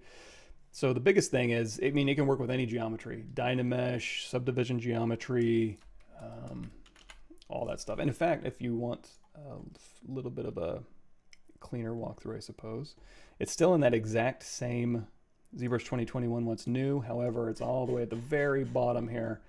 Let's go ahead and kill that. Here, like these last 84 through 91.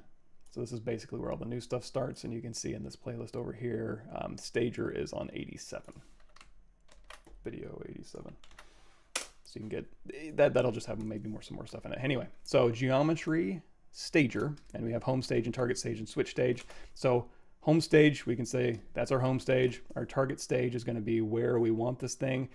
And you can non-uniformly scale something, but that always throws me off because it will build that non-uniform scale in. So if you like do this, it'll let you store that as your target stage, and then you can go through and switch your stage. However, if you're on this stage and you're like, okay, let's go in here with our clay brush, and you know, I'm going to kind of, oops, tab L turned off, switch over here. There we go.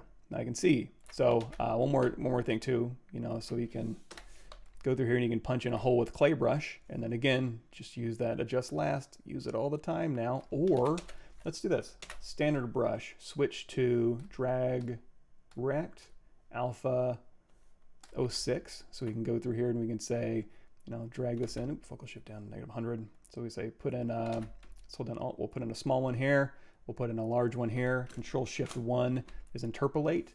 So that's underneath your stroke here. There's a new in ZBrush 2021.7 stroke count and interpolate and adjust last, all right, packed right in here. So we're going to say, you know, let's do 5.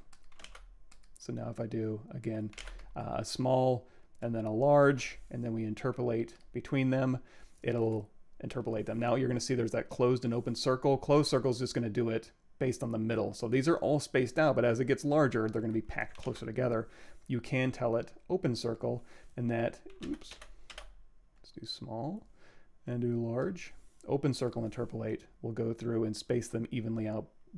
You know, it's not just based on the center, it'll space them out based on size. So it'll give a little more room for the big ones and less room for the small ones. So, and the mind-bending stuff from this one comes from, crank this up a little bit here, comes from stuff like, you know, you can do straight, oops, focal shift down to 0, straight line to curvy line, and then interpolate between those. Oops, let's do closed circle here.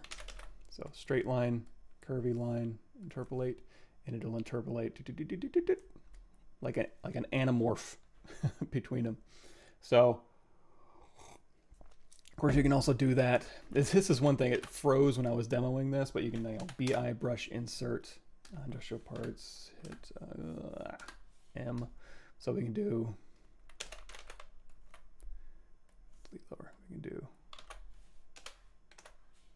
industrial parts, M, grab it. Small, large, Control Shift 1, interpolate between them. And again, we have closed circle, so it's kind of packing them in there. So if you wanted to do insert mesh brushes that are the same, you can just hold down Control, and that'll make it the same size as your brush. So Control drag, and then Control Shift 1 to interpolate. And it should follow the surface normal, and it does. Ooh, this is weird. Let's try this. Let's see what's going on here. So snap, snap, Control Shift 1. Okay, that worked. So it follows the surface normal, and because it's the same size, it doesn't matter if it's closed or open, it'll do the same thing. So in this case, we probably want to drop our strokes count down, or we want to space them further apart. And I guess also, let's turn on perspective, that might be throwing it off. I don't know, maybe not, but so again, Control, hold down Control as you're dragging out, it'll make them the same size, Control Shift 1, interpolate your stroke between them, it'll follow the surface normal, and everybody's happy. What was I talking about?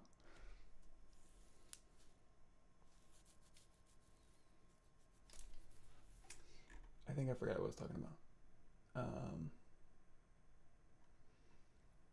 Oh, stager, right. So, okay, so we have this thing here, and we've already set our home stage and our target stage, but again, you know, this could be your home stage, and then your target stage could be whatever, right?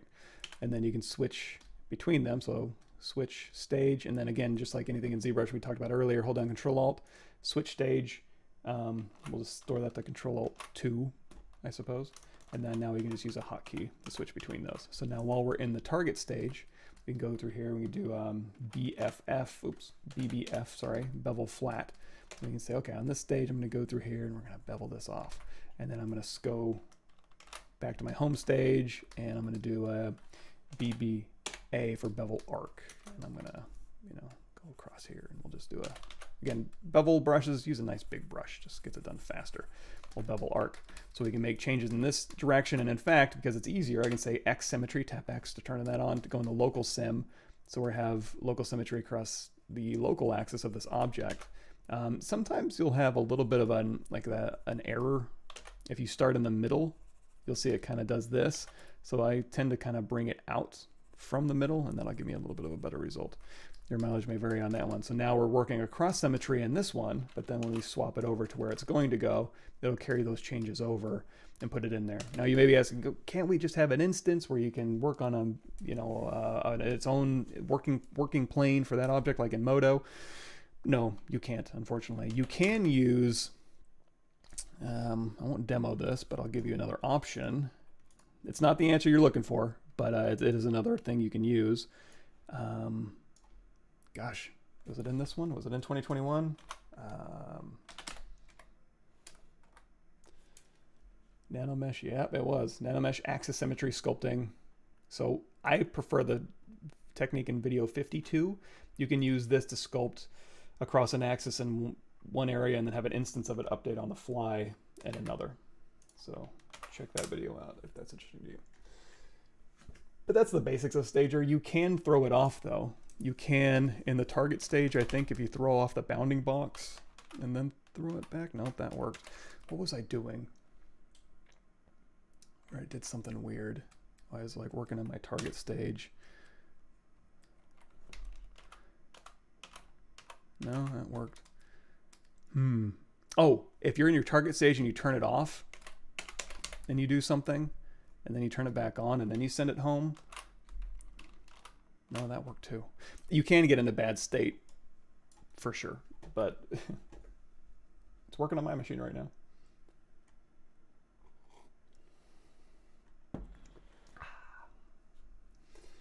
What are PC parts that take priority if I want ZBrush to run smooth as possible with millions of polygons? Probably RAM and CPU for ZBrush. We are running, I'm using the 3970X. Probably overkill for ZBrush specifically, but I use a ton of programs outside of ZBrush, so it does the job for a lot of different stuff that I use. If you want to see more about that specifically, I have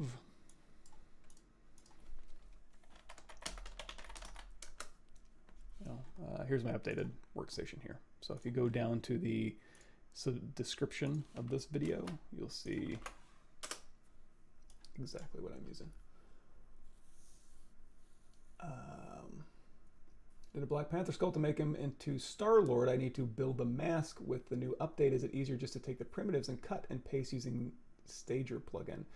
I mean, if your model, yeah, if your model's posed, then yeah, I would say for you especially, if you're doing a lot of maquettes or a lot of you do a lot of pose stuff. So yeah, I would say do your mask here, and then you can use Stager to kind of flip it back and forth, or you can use that nano mesh technique. But yeah, that would be useful for pose stuff. Oh, I haven't tried multi-map exporter or transpose master after the last update. So is your low poly Verbison all ZRemesh from ZBrush? Decimated. He's hard surface, so I didn't need to worry about him animating outside of just rotating joints, so just decimated it down. Can you use Stager to work back and forth on a T-pose character to a posed version? Maybe. Let's try.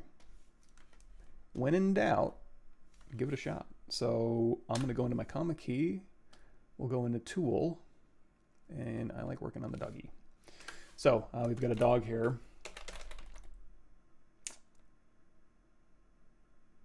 No, I don't think it will, because these are just, it's basically our translation, rotation, and scale, and an axis in here. So with the vert, like if you're posing, you're changing verts. So basically, I mean, kind of you can, but no. More accurately, no, you won't be able to. You can use layers for that, because that's going to give you a linear interpolation between. So we can go through here, we can say layers, and we'll say add a new layer, and we're recording now. So if I wanted to say, okay, here's my sculpting a symmetry. Oh, but this will be a pain. What you probably want to use is pose symmetry. So if you do go through here, you can like pose this dog out and say control drag up here and then tilt his head down and bend his arms back. Let's go over here to mask lasso. This is not going to be a great answer, but it will be an answer.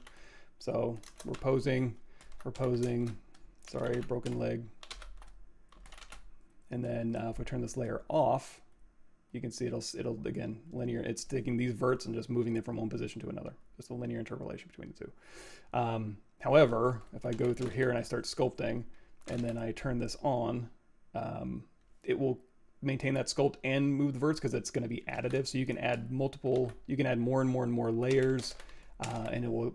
You just got to be careful because again, it's all additive. So if you sculpt on one layer and then you put on another layer and you sculpt on that layer and you turn on another layer, you sculpt on that layer, it's going to keep adding those different changes. So technically, yes, you can go through here and like sculpt in Symmetry, and then you can move those verts into position. Just remember that it's all additive. So I wonder if I go in here and sculpt.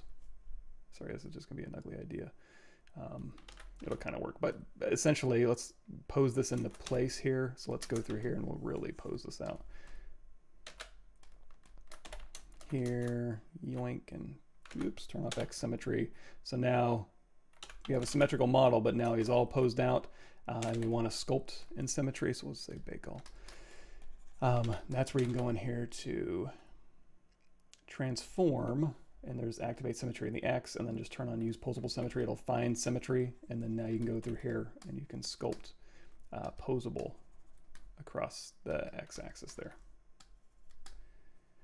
This is also, by the way, we do have this new ability in 2021.7 where you've got this masked out and is all posed, and then we say turn off X symmetry, go in here with masking or go in here with Polypaint, doesn't really matter. We'll say mask pin, star, focal shift down. So we're going to go through and we're going to mask, and that's going to mask all the way through our object here. So we've got a star on here. You can go down here now to masking, and you can say flip or mirror by Poseable symmetry, and it'll go through. And here's another trick too. If you activate symmetry and go ahead and say use Poseable symmetry, it'll store that. So now when I do either flip or mask by Poseable symmetry, it happens a lot faster because it doesn't have to go and do that. That, by the way, is all information that's in the new 2021 What's New series. It's all in there. So also polypainting. So if we go through here and we hold down, it's got our standard brush RGB turned on, yellow, and we want to turn off X symmetry because we're going to be painting through here, and we want to go through here and make our little smiley face. So you have multiple brush strokes here, so I can go back through to where nothing was painted. There we go. And then if I go all the way forward, I can do adjust last. It'll adjust last all those polypaint strokes like we were talking about earlier. You can also go down here to mask changed points, and because we stored that point in history, it masks all those points that we changed. And then from this point you can say flip your mask, although okay, this gets into, again, this is all in the videos. You can see how it's masking based on Polypaint, based on RGB value. Turn that to open circle, and that'll mask everything that was changed, not just based on RGB value. Flip by Poseable symmetry, control tab to invert, and then even on the Polypaint here you can say flip or mirror by Poseable symmetry. That'll go ahead and put that Polypaint and those strokes onto the other side along with your mask. So it's all in there.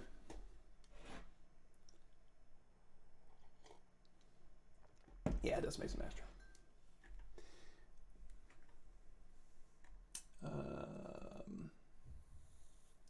Stage to work back and forth 2 bits. Yeah, that would be tougher.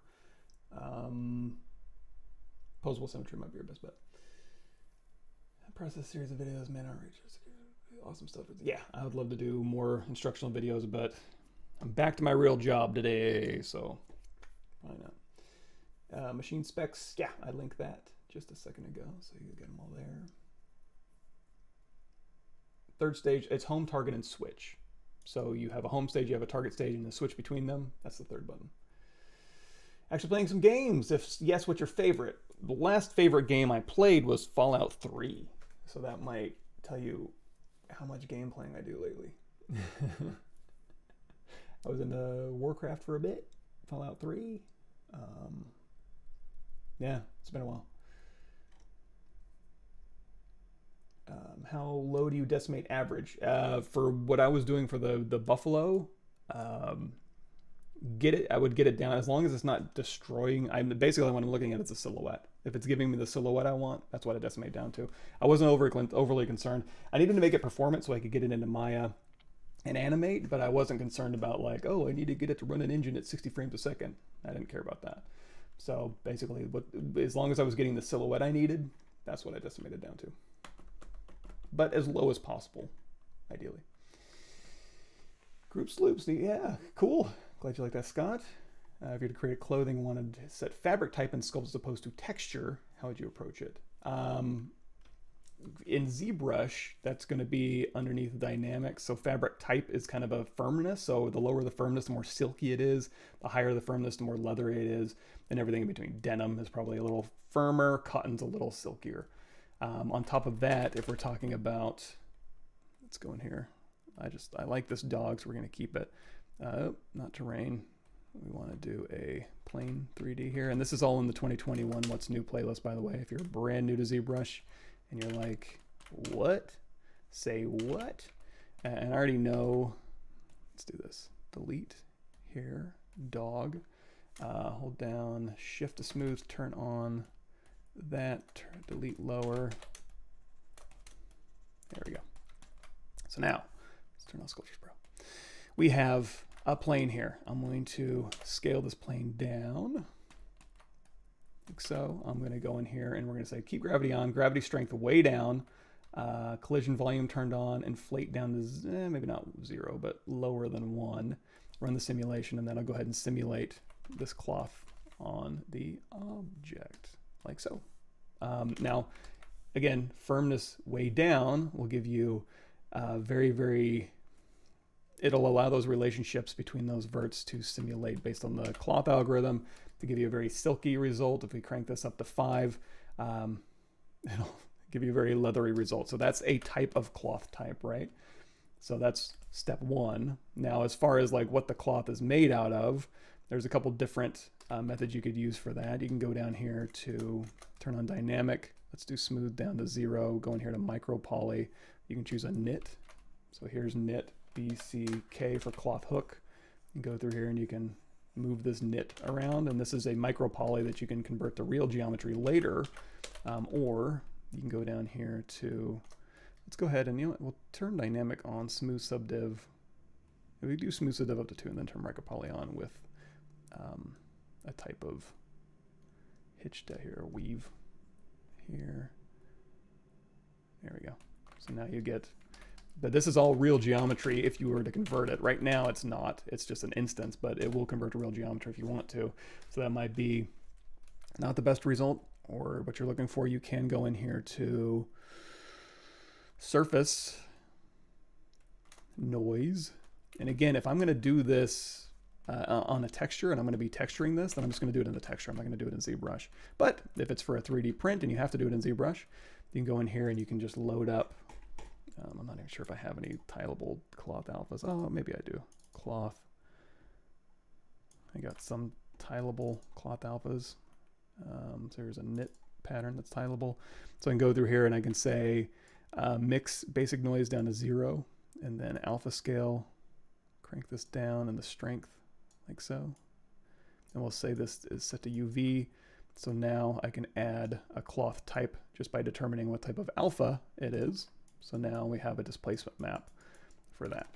So now, and it hasn't been applied to my object yet, so I can go through here. It's just literally just a displacement map texture, so I can turn it on and off as needed. So that's another option for you.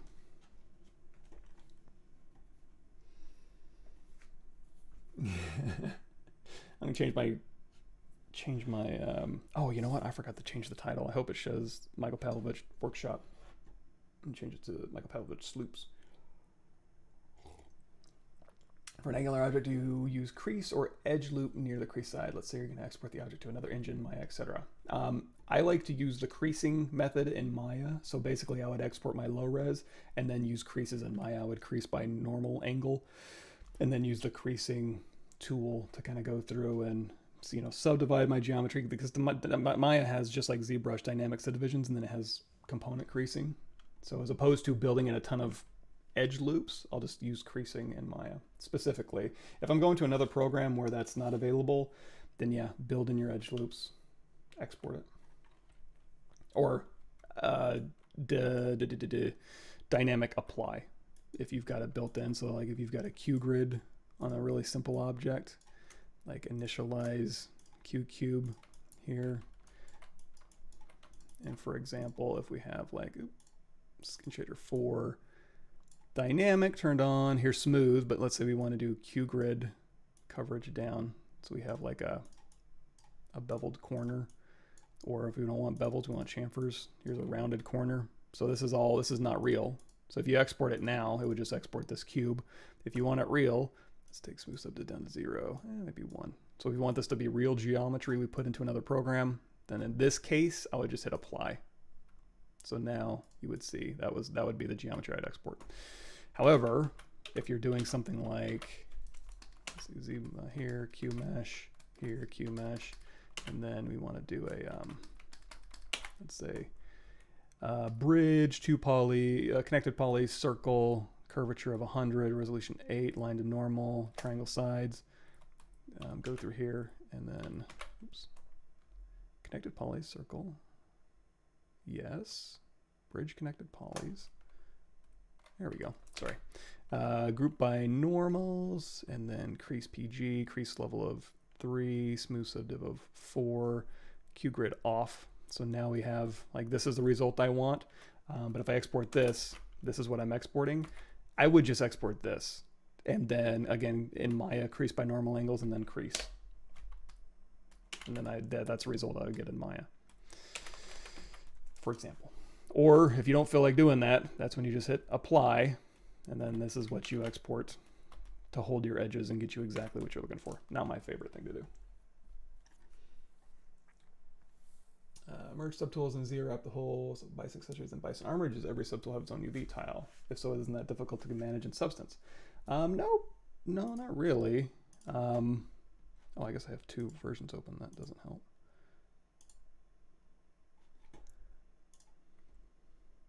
I guess I could have just opened that up, huh? All right, what's going on? Okay, that's just taking forever to close. No, you know, these are all of them. We'd show all here, and we, you know, hide our armor, I suppose. It wasn't too much to handle. It's basically just 5 materials, 1, 2, 3, 4, 5 materials. Everything baked out to 0 to 1, 4096, I think, for most of them. Auto UV'd, called it a day. Okay, good, excellent. How many characters you should have in your portfolio to apply for a job? As many as you can without going into, you know, you want quantity, or you want quality, not necessarily just quantity, but you also don't want to leave them questioning what you're capable of doing. I do have a blog about that. So if you go to my blog here and breaking into the game industry, there's a lot of stuff on portfolio in there. Tailoring your portfolio. Your mileage may vary. I don't know everything, but for what it's worth, I have some information in there. Turn the micro normal to real geometry. How would you do so? So that would be, again, if anybody wants to follow up, if you just go into the ZBrush 2021, what's new, and what you're looking for is micro poly. Ooh, there's 18 of them. Fiber mesh Micropoly unweld. There we go. Micropoly versus micro mesh, Micropoly basics. So video 40. We'll go into, watch this on YouTube. No, come on. Really? Oh, I am on YouTube. Boy, I'm hurting. But there's how you can convert that. But essentially all it is, there's 2 ways to convert it. Just like we did before, you can go into, here's dynamic, and we're going to say Micropoly on. I can say Oxford. Whoa. Smooth that div down to 0. Let's choose another one. There we go. So this is, again, just a preview. You can go in here and you can just hit apply, and now it's real geometry. Or you can go in here to, where is that? Geometry convert BPR to Geo. So if you hit BPR, it'll render, and then, oh, I guess you can't do that for this one. Some things like Remeshes and Micropoly, you can hit convert BPR to Geo. In this case, just hit apply, and that'll apply Micropoly to it.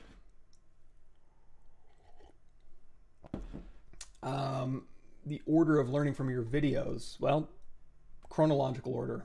What's new 2020? What's new 2021? Let's go in order, and that'll be the learning.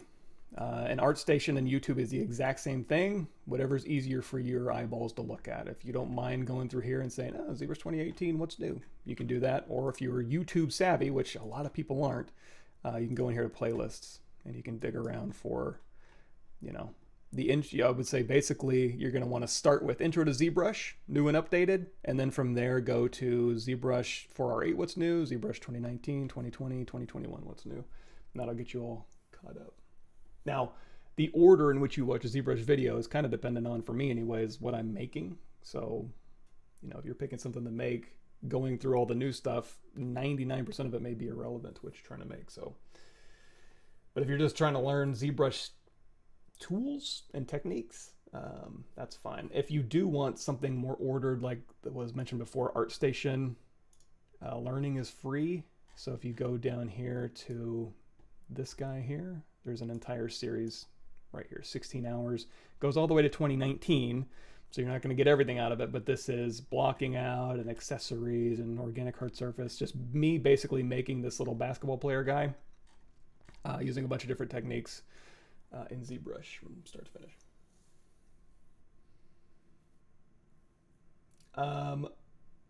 Yes, well, for the final FBX, for the bake, it was 5 FBXs, but inside of those FBXs could be hundreds of subtools if you needed to, and those could all be named separate. So when you go to baking, you can always go in here and you can say,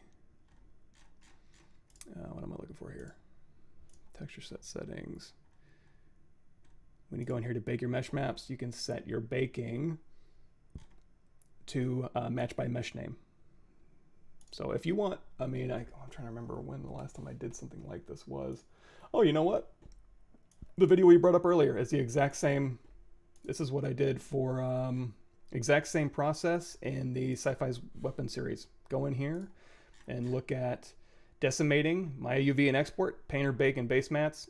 All of it is the exact same way I made that. So you can check that out. If I want to use poly groups as an ID map, do I need to bake it? How can I use them on Substance Painter? I usually do Polypaint IDs. So if you had different poly groups, for example, solo, Control Shift, we'll go in here and slice. So you've got all these different poly groups. You can go in here. I wouldn't necessarily do this, but you can go in here to Polypaint from poly groups and then convert that to a Polypaint, and then you can bake your Polypaint again. In here, when you're baking, you can say for your ID map, switch it to vertex color. You can do some fancier stuff with file IDs, I suppose, but this is easiest out of ZBrush for me. So vertex color.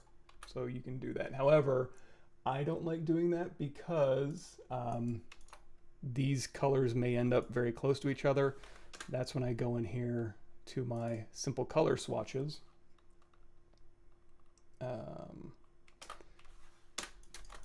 Swap this out here.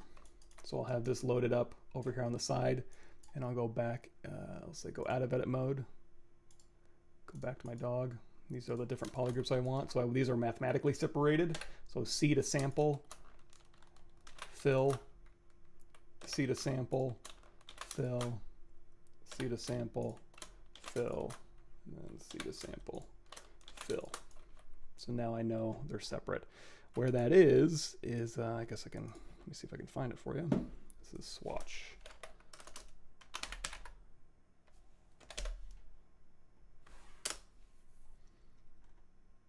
Simple color swatches, share, get link, copy link, done. There you go. You can download it there. Using MetaHuman for production at work. I'm playing around with it. I don't do anything at work. I'm a director, so the amount of work I don't do is astounding. Anytime I'm uploading 10 wrong things you're doing wrong in ZBrush. I need to start working on that. The hardest part for that is thumbnails, because I got to do, you know, my selfie, and I need to get the lighting right, and I need to blur out the background. There's a lot that goes into those thumbnails to really make them clickable. Cool. All right, everybody. It's 8:14. I'm over time. Thanks so much for showing up. I had fun. That was a grab bag episode. Again, just a ton of stuff. Hopefully I answered as many questions as I could. Hopefully it all made sense. Gave you some resources. Again, thank you very much. Have fun. And, you know, the biggest thing, the biggest takeaway is just keep creating. The more stuff you make, the funner it gets, the faster it gets. It's just, that's when it gets really, really fun. So make stuff and then save it, move on. Make. Keep making stuff. It gets really fun, I promise. Thanks, everybody. And I'll